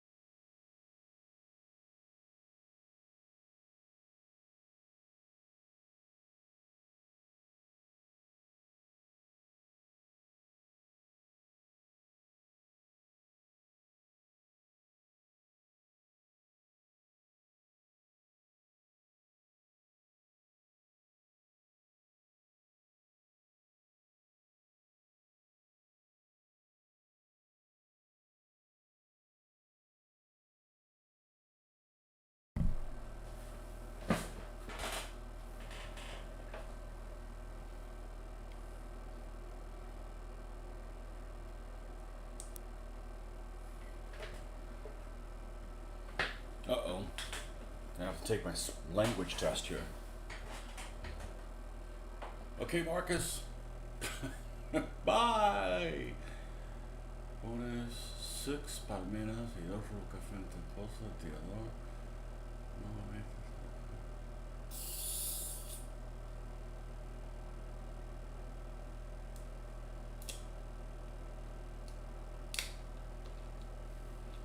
Kasserine, no, we're not in Tunisia yet. I don't have a big interest in doing a Tunisian tiger. Although there is that one scenario I keep talking about from the War Games magazine. Yes, the magazine. The what is this? What is this device? It's like a rod or something. Let me see if I can identify what it is. But there's the one scenario from that old magazine that does have a tiger in it. Of course, it has a Valentine in it. And that's actually why I'm going to do one of the Valentines is a Tunisian Valentine because of that scenario.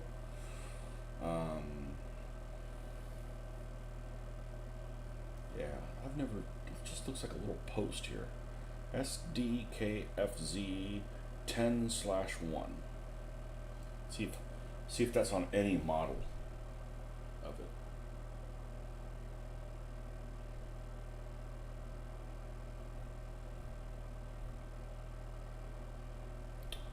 Ooh, what is that? Well, here it's made of wood. I'm just not sure what the heck it is. Oh, this round dial looks like it's mostly white. We can do that.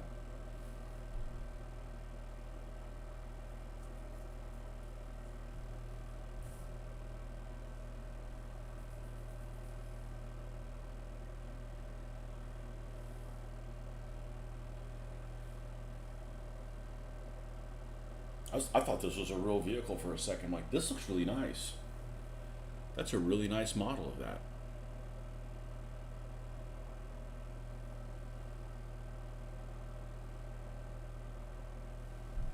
Got some headlamps and stuff on there. It's not.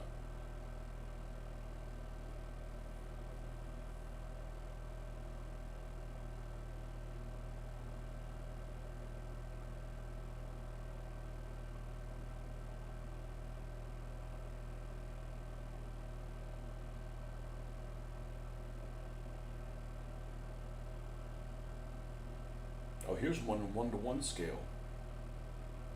That one looks pretty nice too.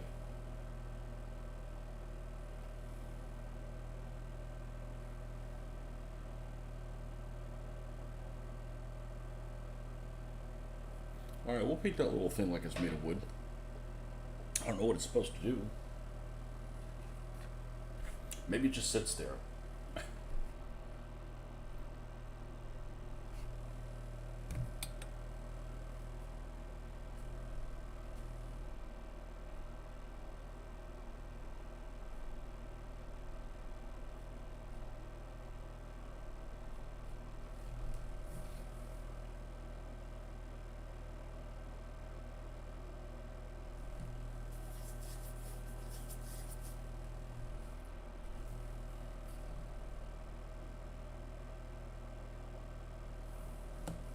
It's a field marshal's baton.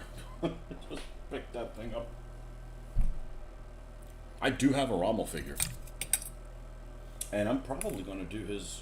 I'm probably going to do the Horge car.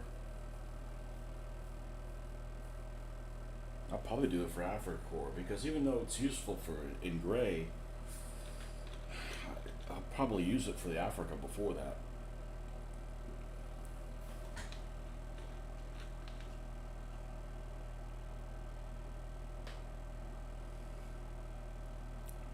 Transport infantry munitions flak 88 ambulance. All right, what do we got here? You get the socks. You carry explosive. You carry grease, and you put a wick. If somebody knows how to blow tank tracks. Let me explain. Yeah, that was in Rogue Heroes, and of course Saving Private Ryan.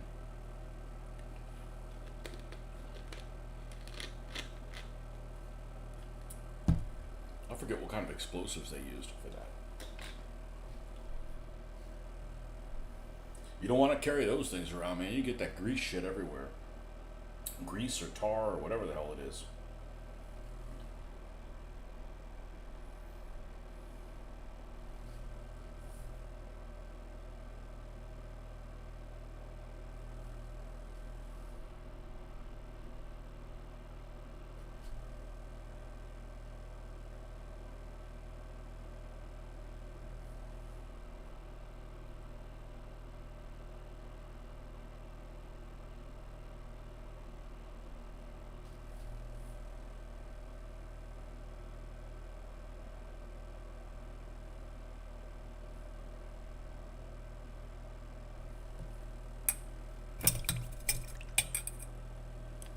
I came close to getting that Airfix 88 half track with the gun. I had it as a kid. Probably built all wrong. It's something and so forth. But I had it as a kid. I decided not to get it mainly because there's better options for that half track that don't involve a rubber band track.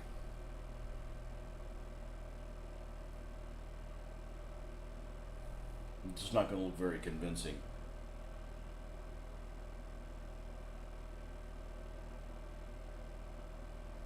Even though it was available at a pretty good price.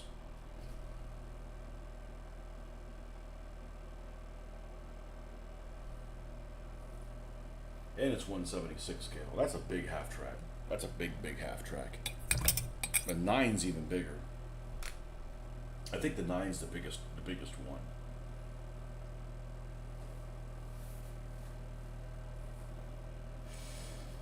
Alright, we got some metallic things.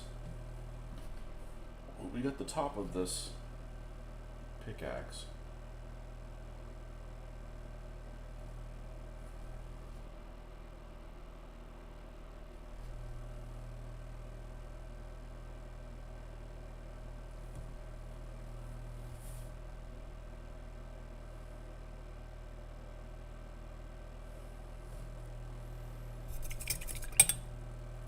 I don't like the weather tools because it just makes them look, it just makes them get lost in the whole mix. You know, like I said, these vehicles have a lot of detail on them, and you want to be able to see it from some kind of a distance, or doing all that work is just going to be wasted on them.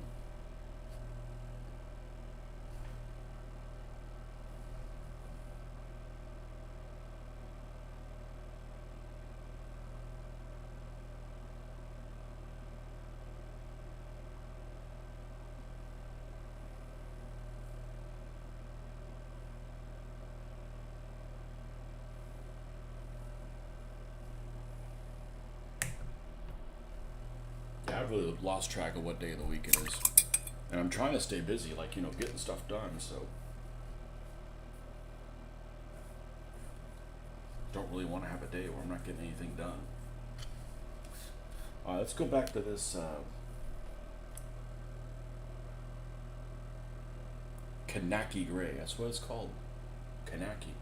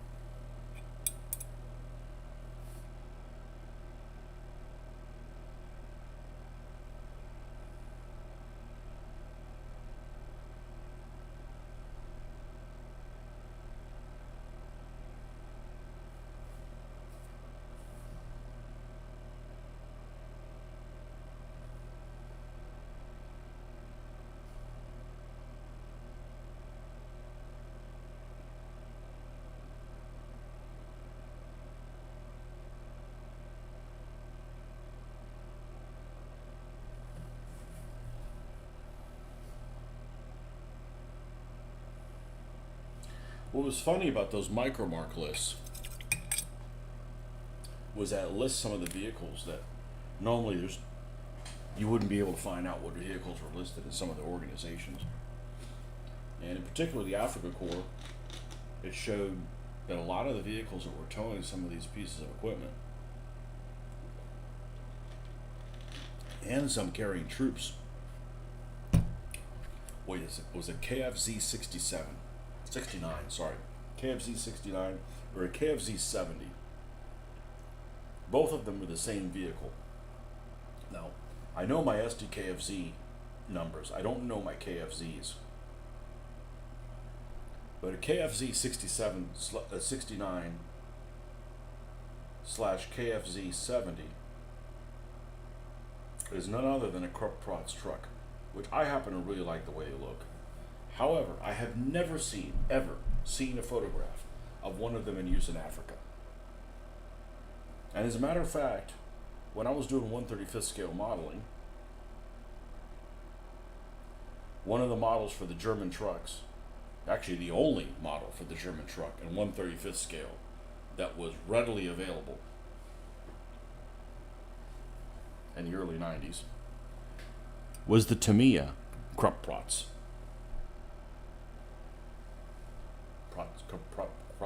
Protza. I guess it would be Krupp Protza. Like some insult you call somebody. You Krupp Protza.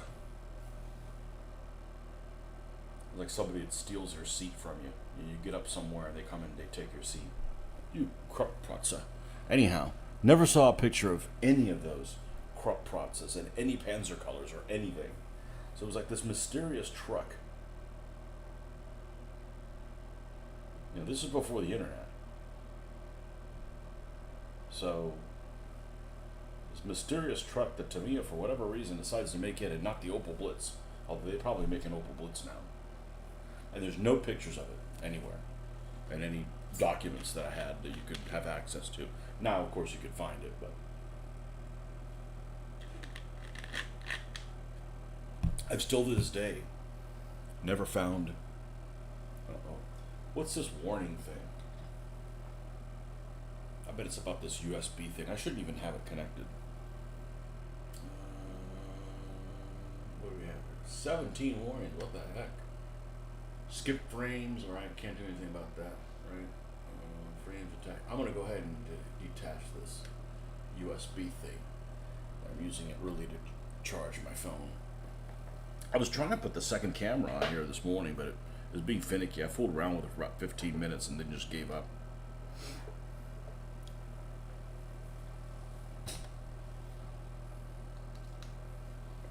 But yeah,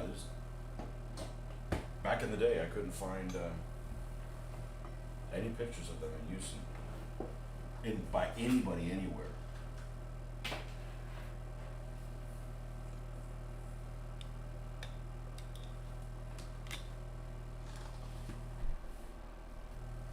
It's pretty much about the same size as this. They're not based on each other or anything, but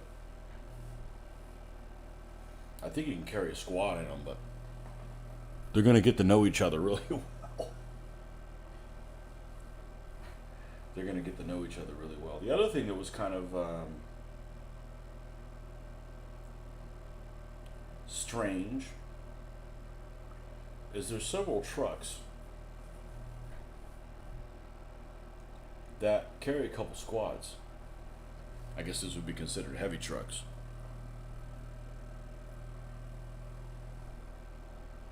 I think some of the British have many vehicles that carry 2 squads in them. And it's hard to find a German vehicle that would carry 2 squads in them. It's usually like, you know, either a half a squad or a full squad, but that's it. But I want to say some of those Bedford trucks and those Italian, what are they, the 3ROs or whatever? Those carry two squads in them. And you'd be hard pressed to find German trucks that carry 2 squads in each one.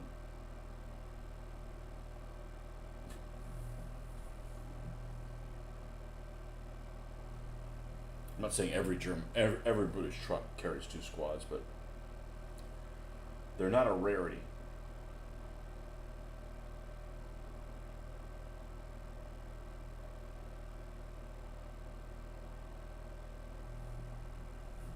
Maybe it's just like the Lee Enfield rifle. The Lee Enfield rifle has an internal magazine, right? It's not clips. It says an internal magazine, like the Mauser. But the Mauser carries 5, and the Lee Enfield has 10.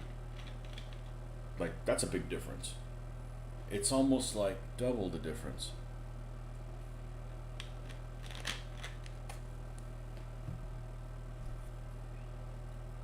The Germans are reloading twice as often.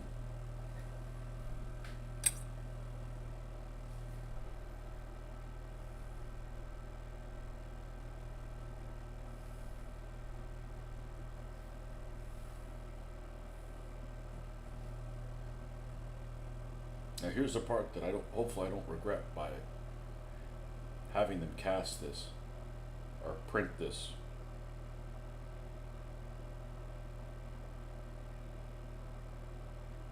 With it up.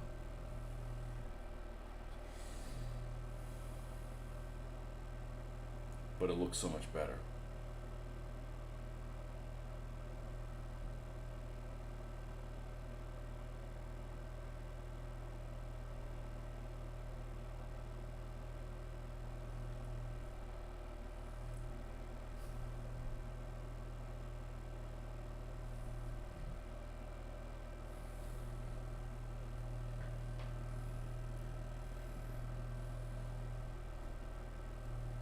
And I think I have one more German truck to do. I have an ambulance to do.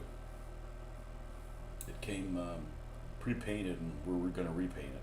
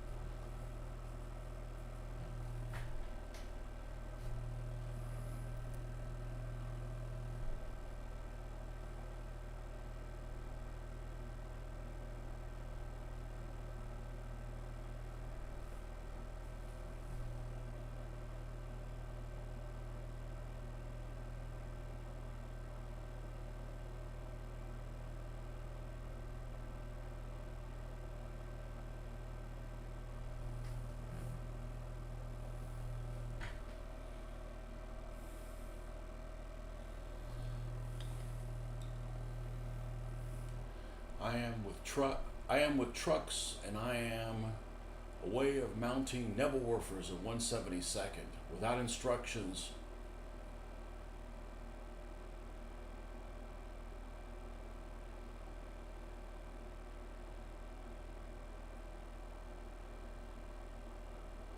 One 72nd without instructions. How do you not have instructions?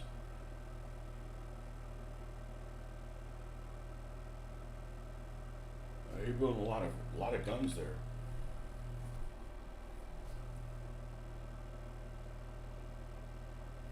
Yeah, I don't normally think about vehicles that aren't armored, and certainly not vehicles that aren't armored that don't have any, they don't have any offensive capability.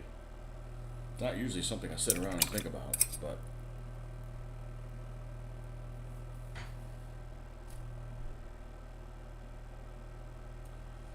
on this kind of a scale of a game, you get run over by a truck.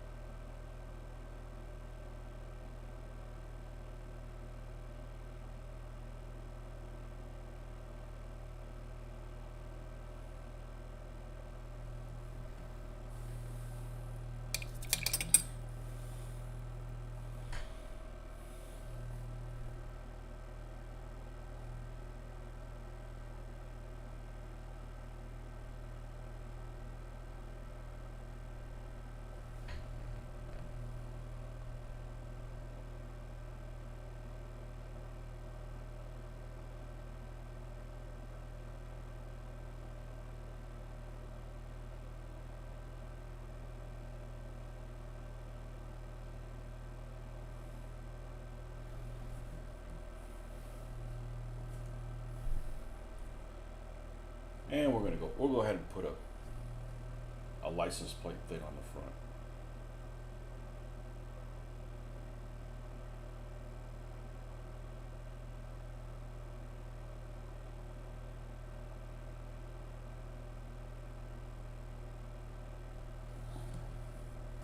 Just add a little bit of detail to it that it doesn't have.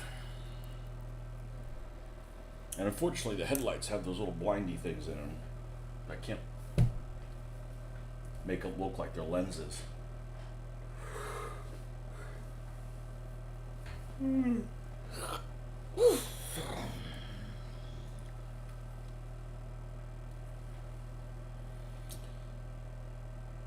see if I got a picture of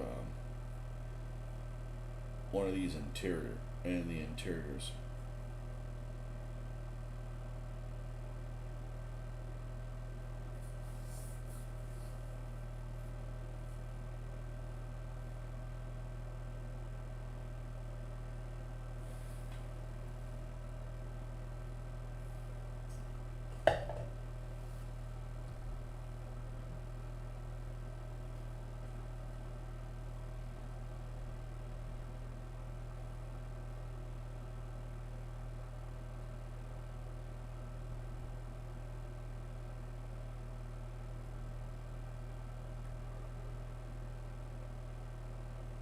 Well, here's an interesting way to paint it.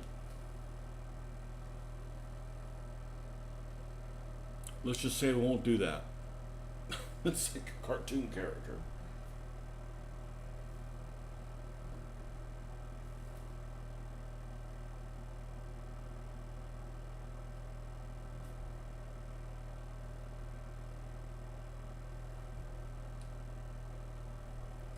Play this video on here. We'll do it without volume in case there's something I shouldn't have on here.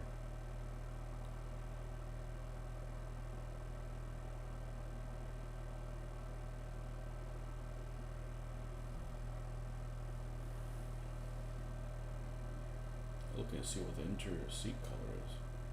Probably some kind of canvas.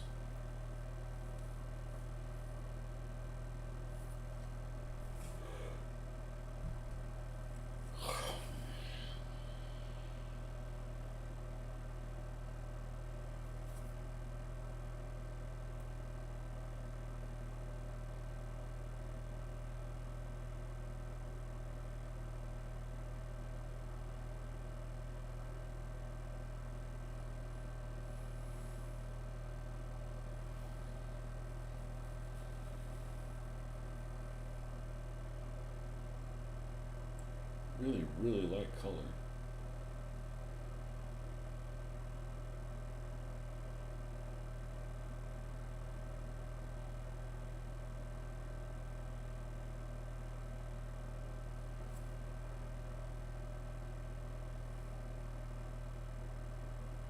Let me show the seats in the back. Shows the seats in the front. They're really light color.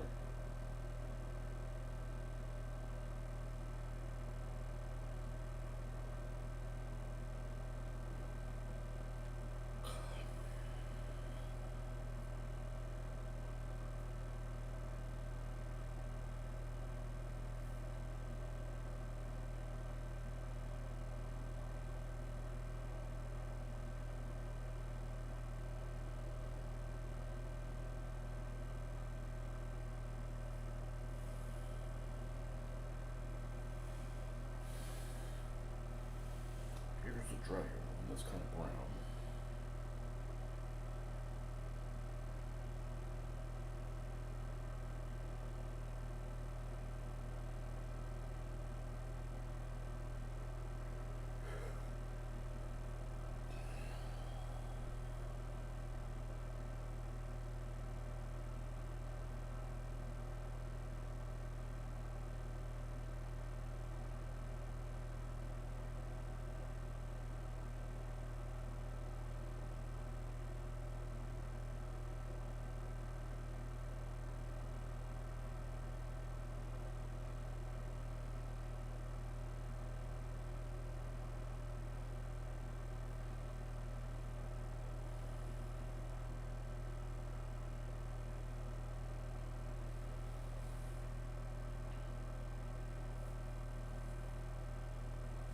Here's one. It's almost like green.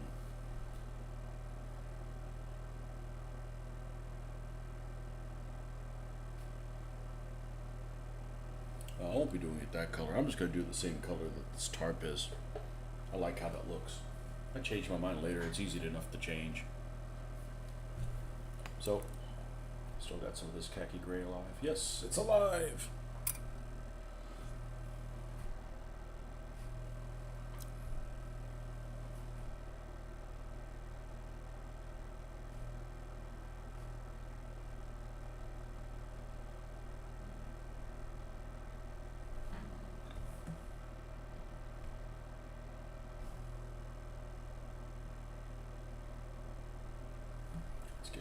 That's getting a little too close to the same color that the body is. We want to.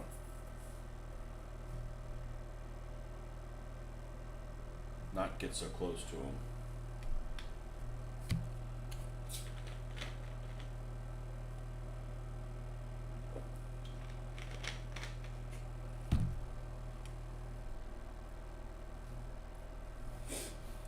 I don't really paint German vehicles that often. I have. Just, I mix it up. Like if I do a German vehicle, I feel like I got to do something that's not German, because there's people out there that just do Germans with the side of Germans, and I mean, they're cool. The stuff is cool and everything, but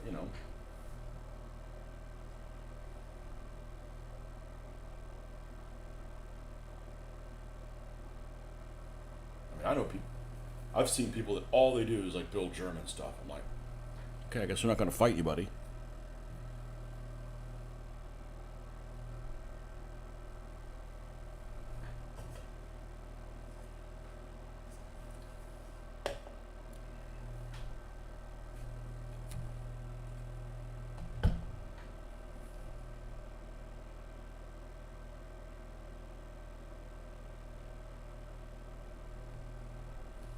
I really need some of this out here. There we go.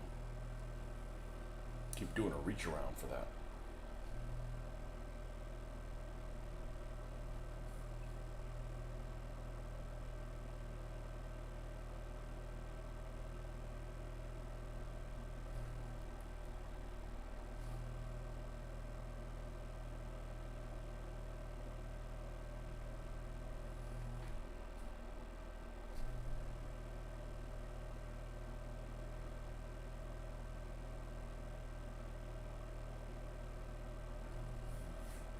And then what we're going to do is we're going to lighten this up a little bit.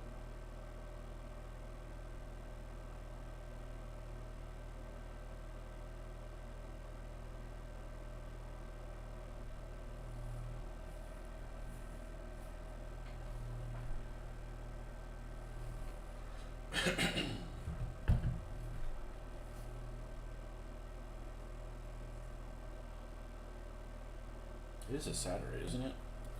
Maybe we'll grill today. We got a grill we've got to use.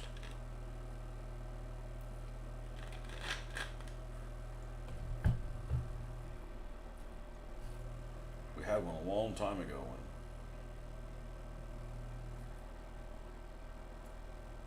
the weather kind of ruined it.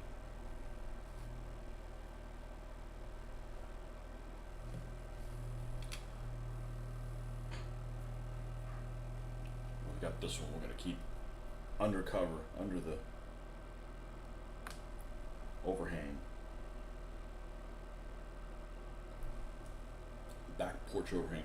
I thought about doing a show out there. The problem with doing a show out there is they're building houses right behind our house, and they got. I'm surprised they didn't work on it on Christmas. They usually are working on it every single day. There's somebody out there beating on stuff. Really driving my wife crazy because it's like they'll start at like 7 in the morning.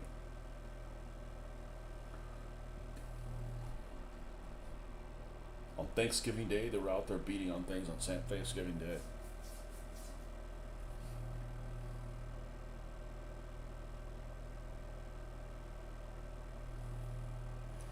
Let's just say the people that are working on the houses don't celebrate Thanksgiving. They're not the Thanksgiving denomination people, so.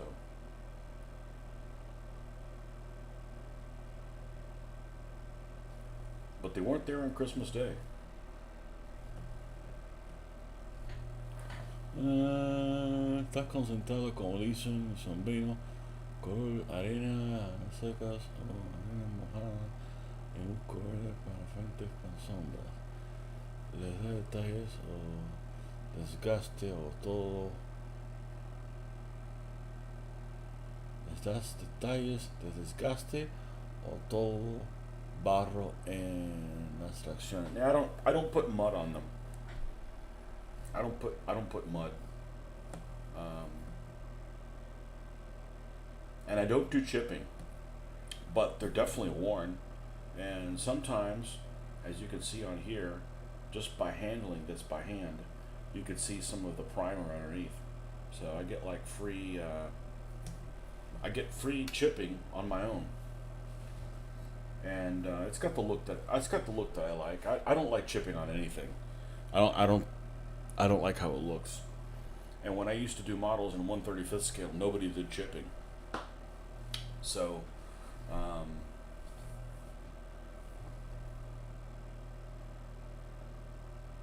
yeah, but that's just that's all my own preference. It also avoids me from having to do something that takes a, a bunch of time. Also, I don't need any more steps in my process. It's already slow enough as it is.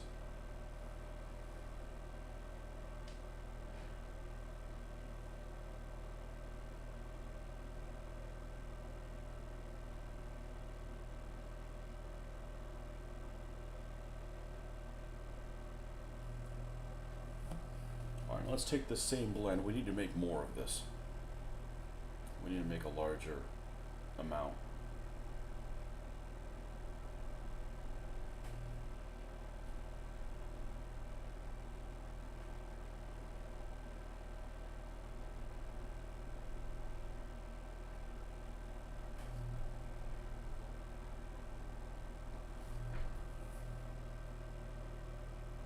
There we go.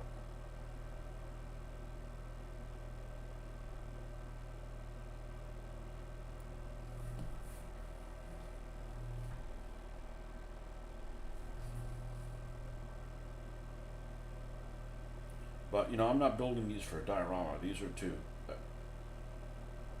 play with at some point. So it's this combination of realism, but then contrast, so you can see it on the board.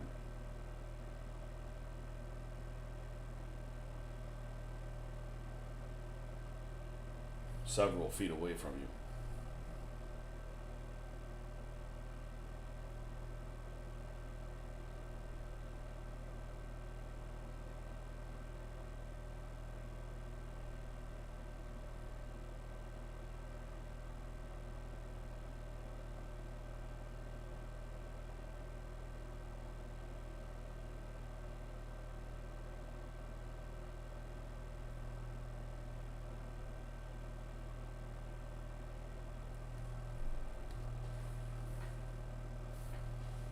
All right, now let's add a little bit more water. I've just given up on using a wet palette. It just takes up too much. It takes up too much real estate here, and it's too finicky. Like, okay, put water in it. All right, it's curling up. I mean, it's not saving me that much. It's not like I threw them away or anything. It just not really using them right now. Okay, line that up a little bit like that, and do the same thing on this side.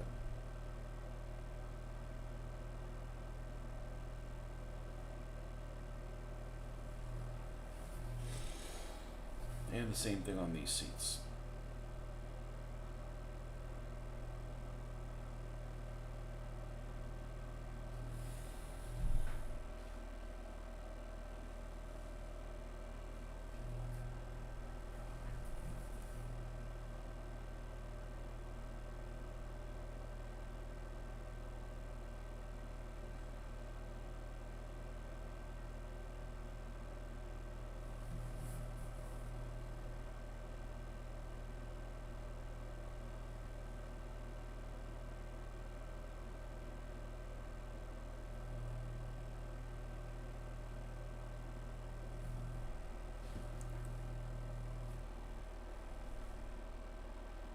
little bit more white.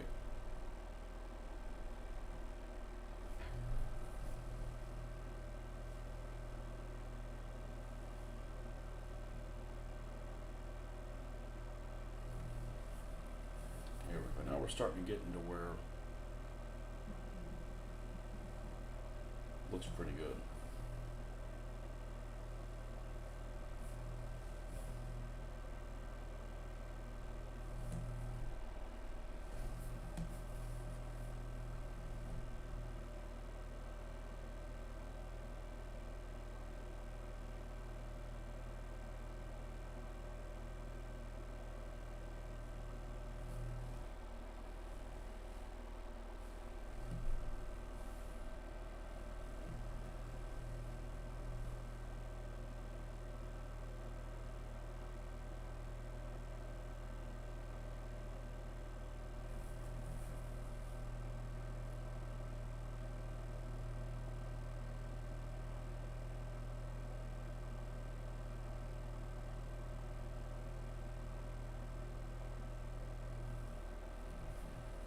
And I think I'm going to go in a little bit more.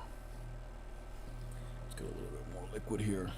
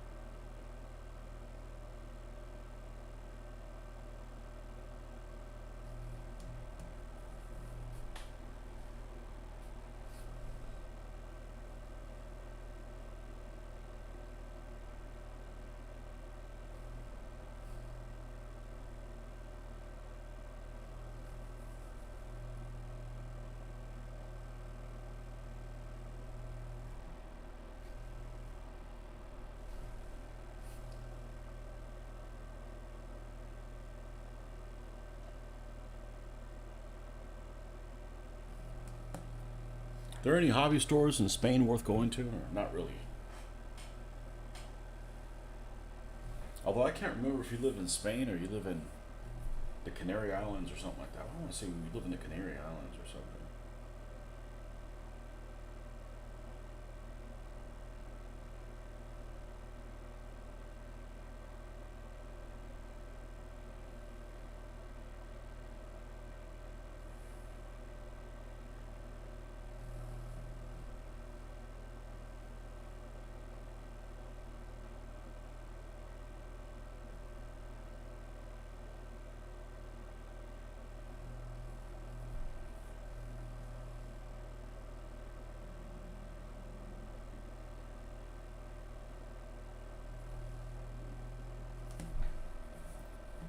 All right, it's starting to look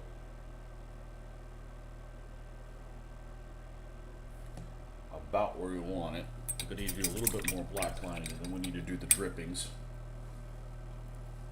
And we'll put that horn whenever the hell we find it. Not worried about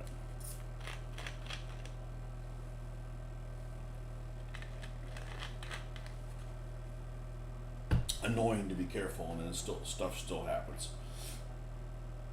Still a bright day. It's not all gray and gloomy.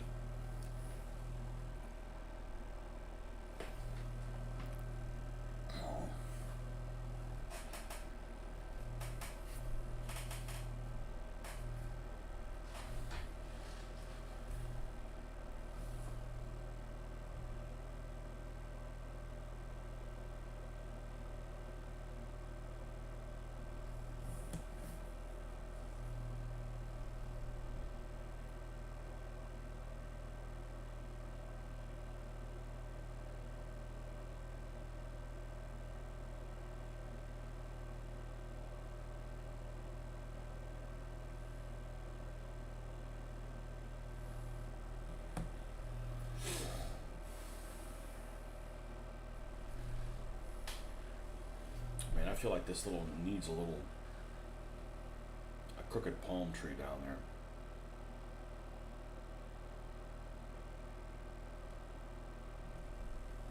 I think I'm gonna do that. That's the kind of stuff I like to do. That's the sadistic little things I like to do. Is this the super? No, this is not the one. This is the super one. Let's look at an Africa core palm.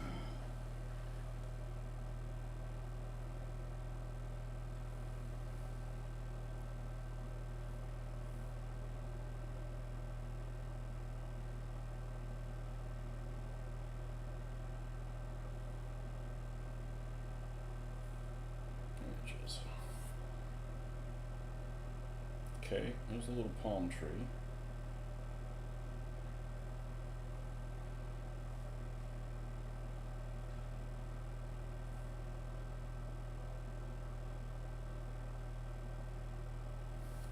Let's look at this over here. We're not going to show this online because, you know, it bothers the bots. Damn it.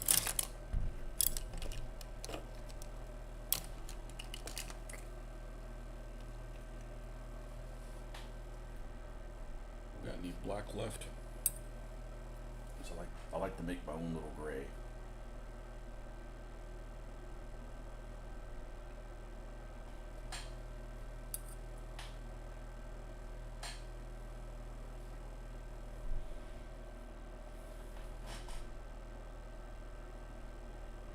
Alright.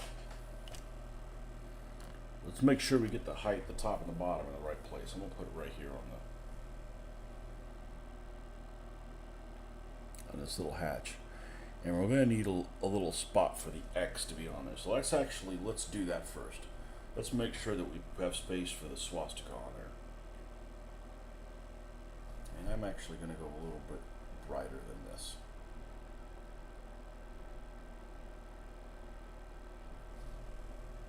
Let's put the X in there first.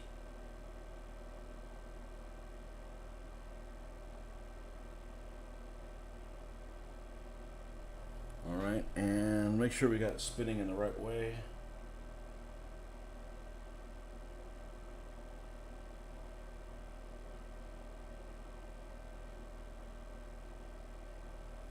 Okay, that's good. And then it looks like it does have a little bit of a base on the bottom of it.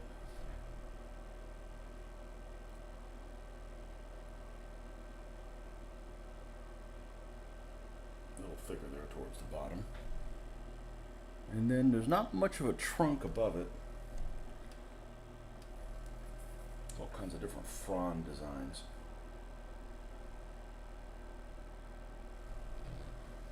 And I can't show you this to you guys. We're not promoting these assholes.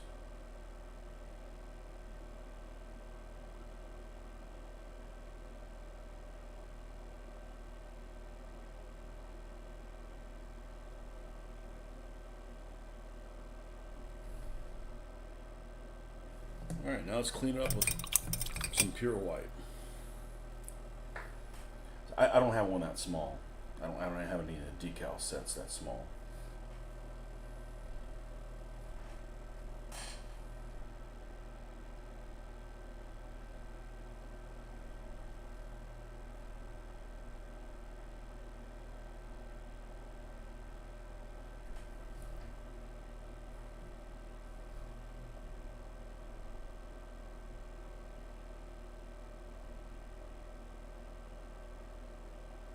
Whoop. Got dry tip. I would hand paint all the decals on every vehicle if I could. And I might still do that on the turret numbers for the Africa Core.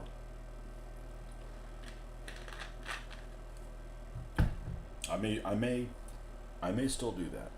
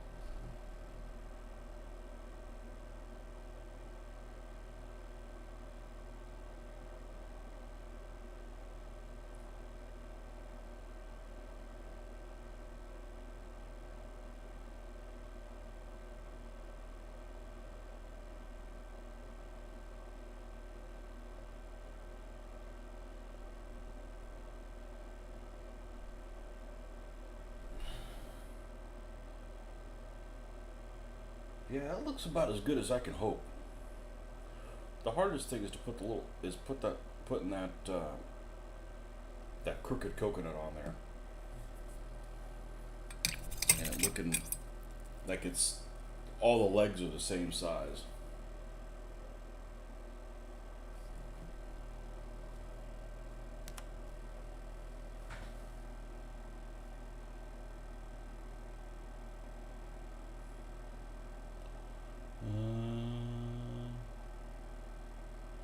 Le puedes poner un medio brazo, a half arm English between. I don't know what you're trying to say. Well, I got space to put it there. I don't have that same space on that side, and I don't really have space on the other ones. Let's go ahead and add. But that's one of the things that.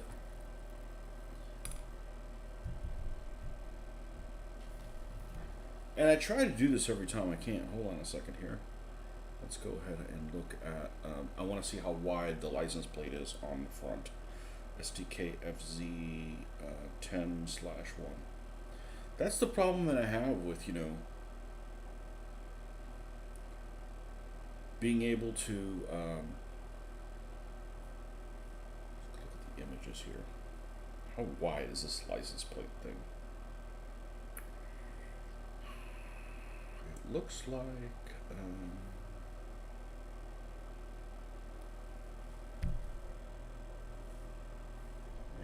Actually, be a little bit smaller than that.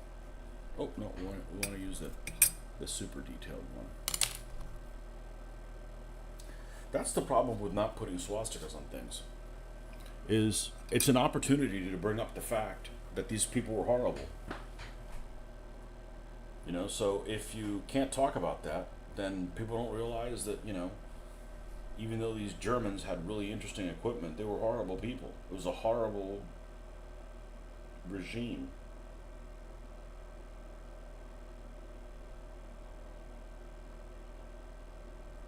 So I try to do that every time that I'm painting any of their stuff. The same thing with the Soviets. They're commie rat bastards. So it's an opportunity to have a discourse. If you eliminate all that stuff from modeling, then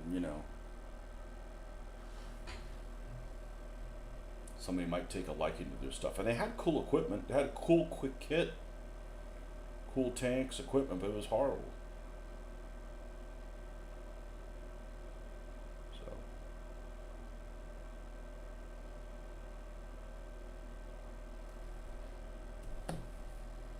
I don't want people to forget that.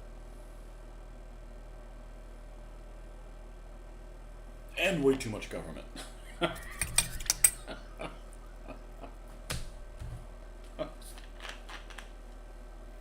Just need enough government to keep evil business practices in check.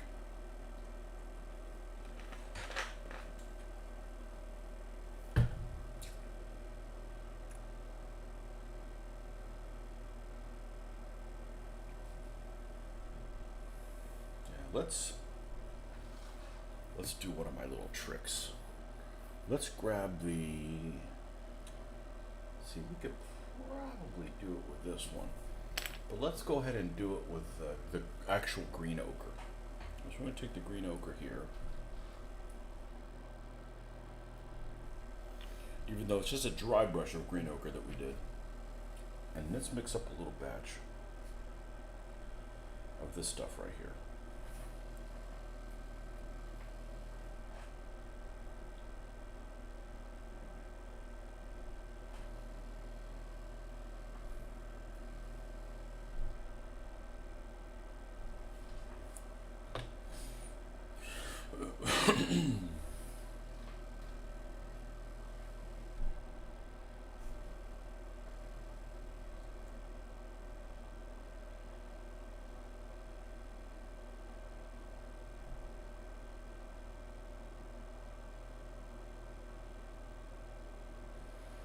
Let's just cut this little down a size a little bit.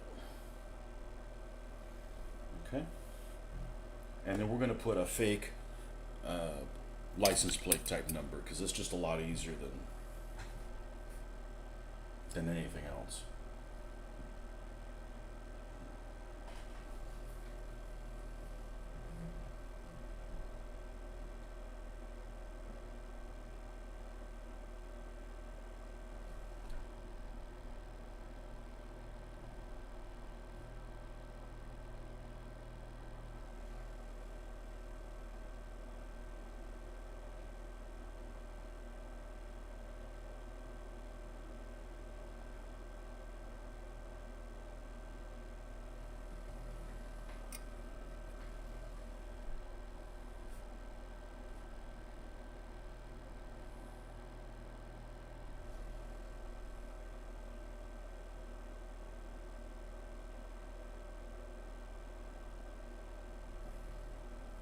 Just some chicken scratching there, literally. If chickens could paint, that's what it is.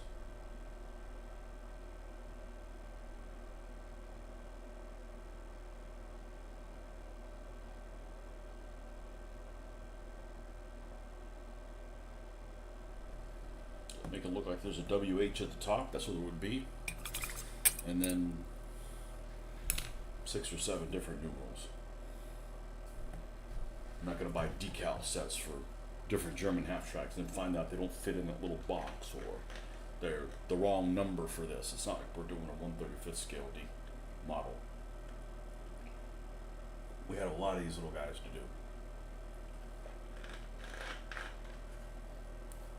do. Now,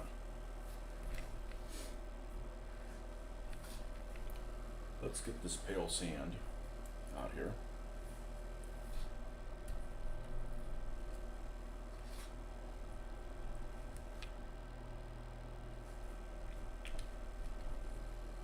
And we'll go ahead and get the dark sand as well. We'll pull them both out.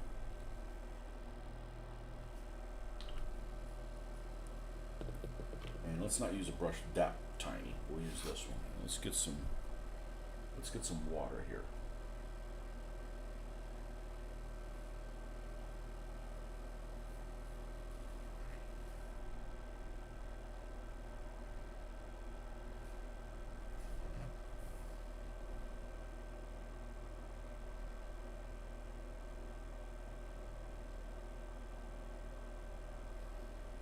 Some stuff that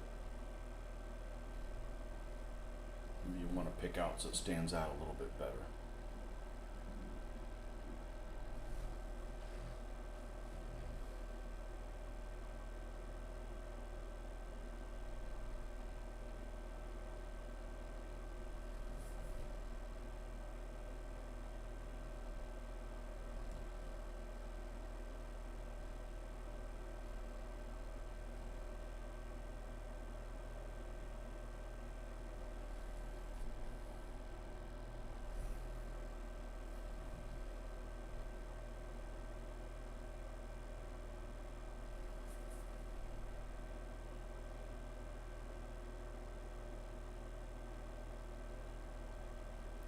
Almost like a wet dry brush.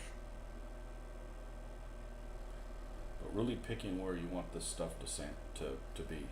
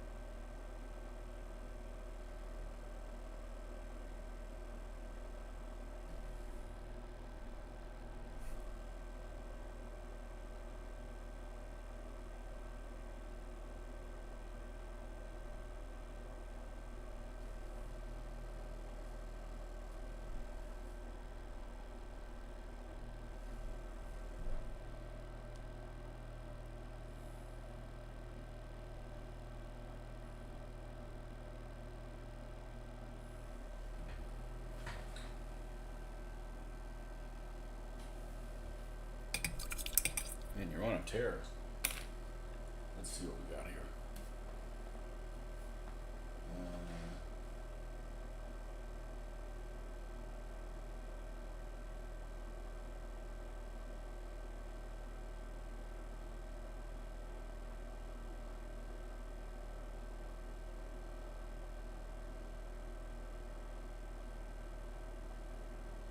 do I know how many Marines fit in a barricade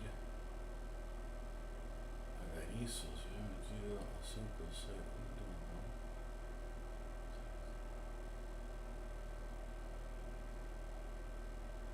I don't know what a barricada of Erizos. I don't know what Erizos is.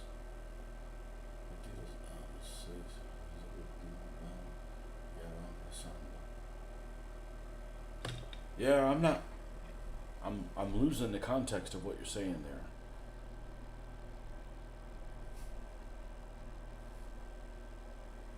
Remember, I have no formal training in the Spanish language at all. It's just conversational with my mom and dad. And those are all words I didn't use.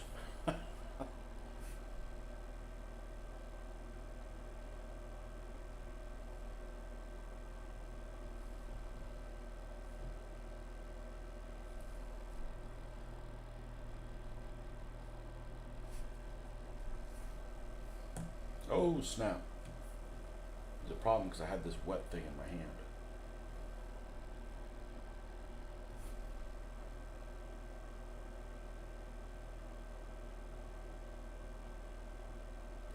Well, this is all welded construction. As you can see, there's not a ton. There's not a ton of rivets. Actually, the first ones I encountered are right there on the back of those bolts or rivets or whatever the heck they are.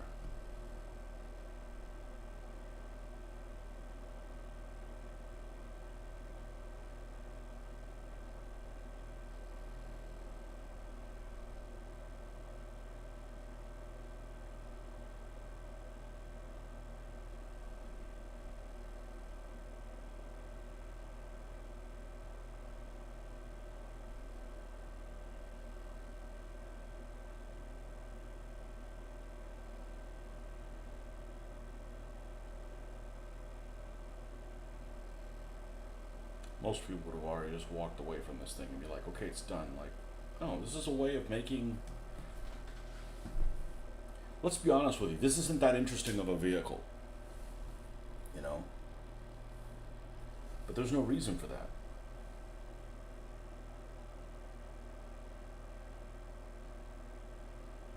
And heck, this could be in a scenario you use it to run people over, you know, or something like that.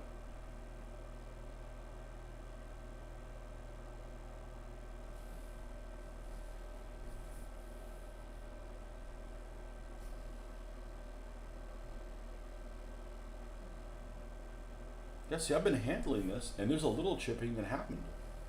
It's still the black showing underneath. I mean, it's very, very subtle, but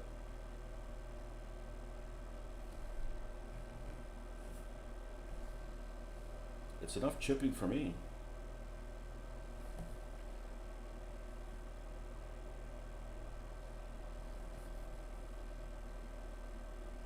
I like to put little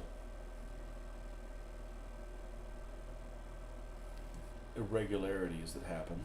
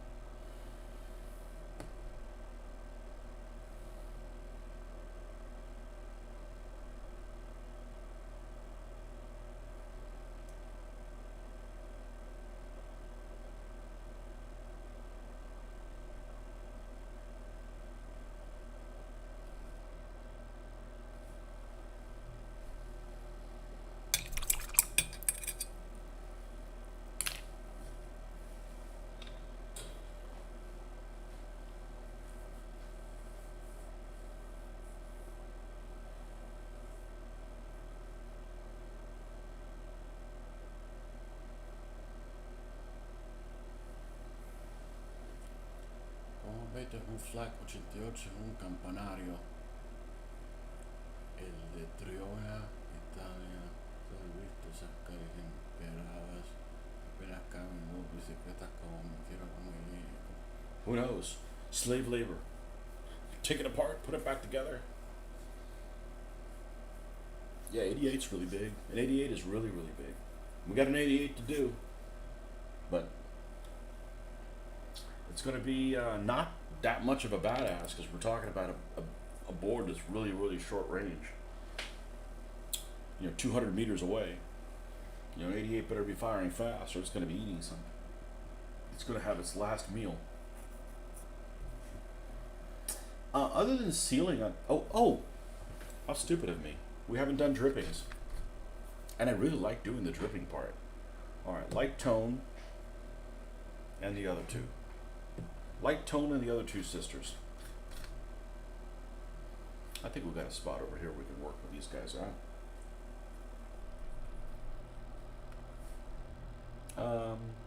I've already done strong tone, so I'm not going to put strong tone on there. Strong tone is the brown wash we used overall.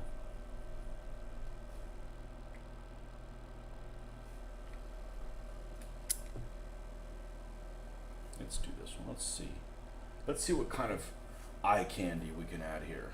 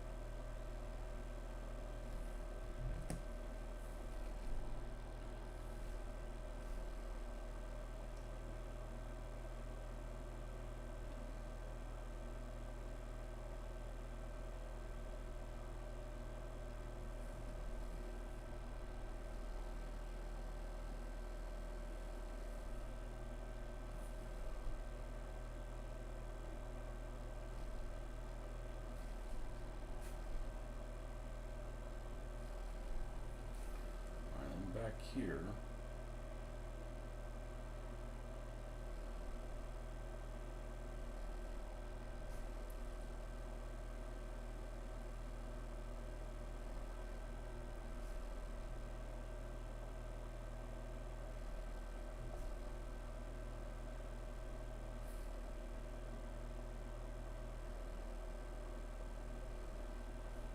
This one always needs to be thinned with water.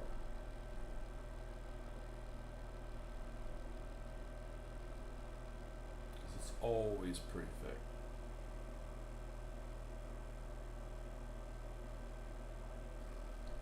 very gel-like.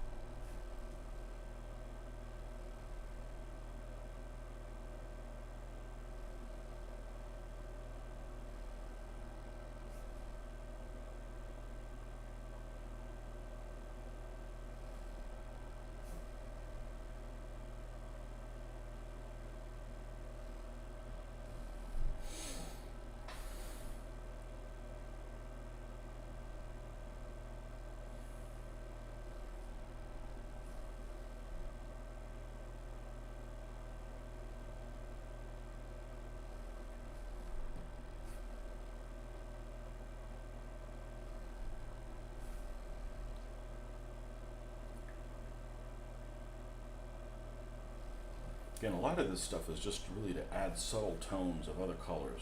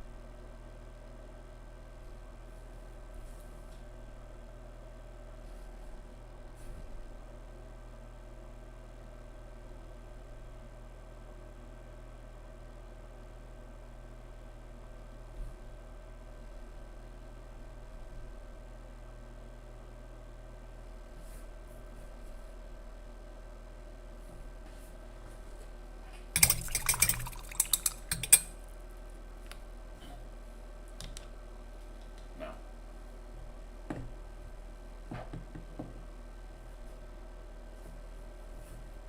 I won't show you the other side because it's got the crooked spider on there. Crooked coconut.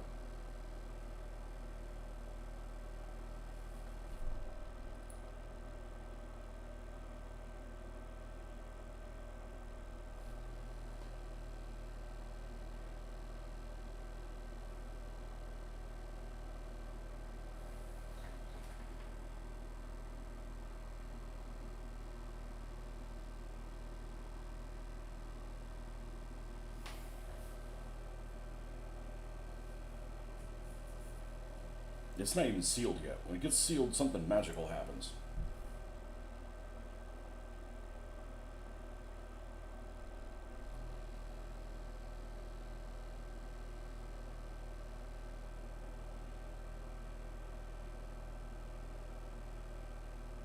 We'll show this side and just avoid the little palm tree on there.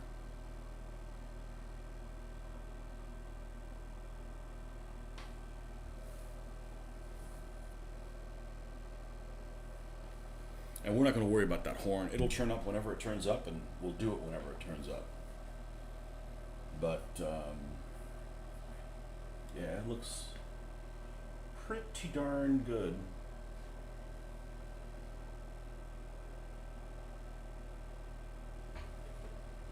Pretty happy with that. Hanamag. Is it a Hanamag? I don't know. It's a Hanamag. Is Hanamag a brand? Yeah. Now, the important thing, at least for me, is that there's some consistency with the colors of these things. So let's get a Hanamag out and see that the color. Oh, we got a crooked spider on there. Let's make sure that the. Yeah, it looks about the right color. Let's get a 222 out of here. We got these bloody spiders everywhere. Yeah. They look a similar color and different than the British. You know, so they stand out a little bit, you know. And the weathering on both of them is the same. So the weathering, the colors that we ended up dry brushing from the ground up on this vehicle and these is the same color.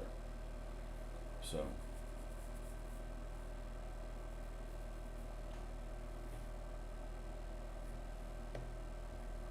okay, well,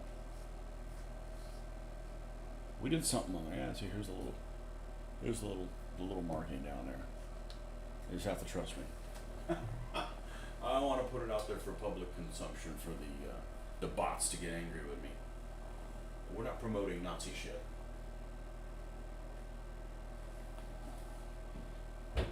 Okay. Man, it takes a while.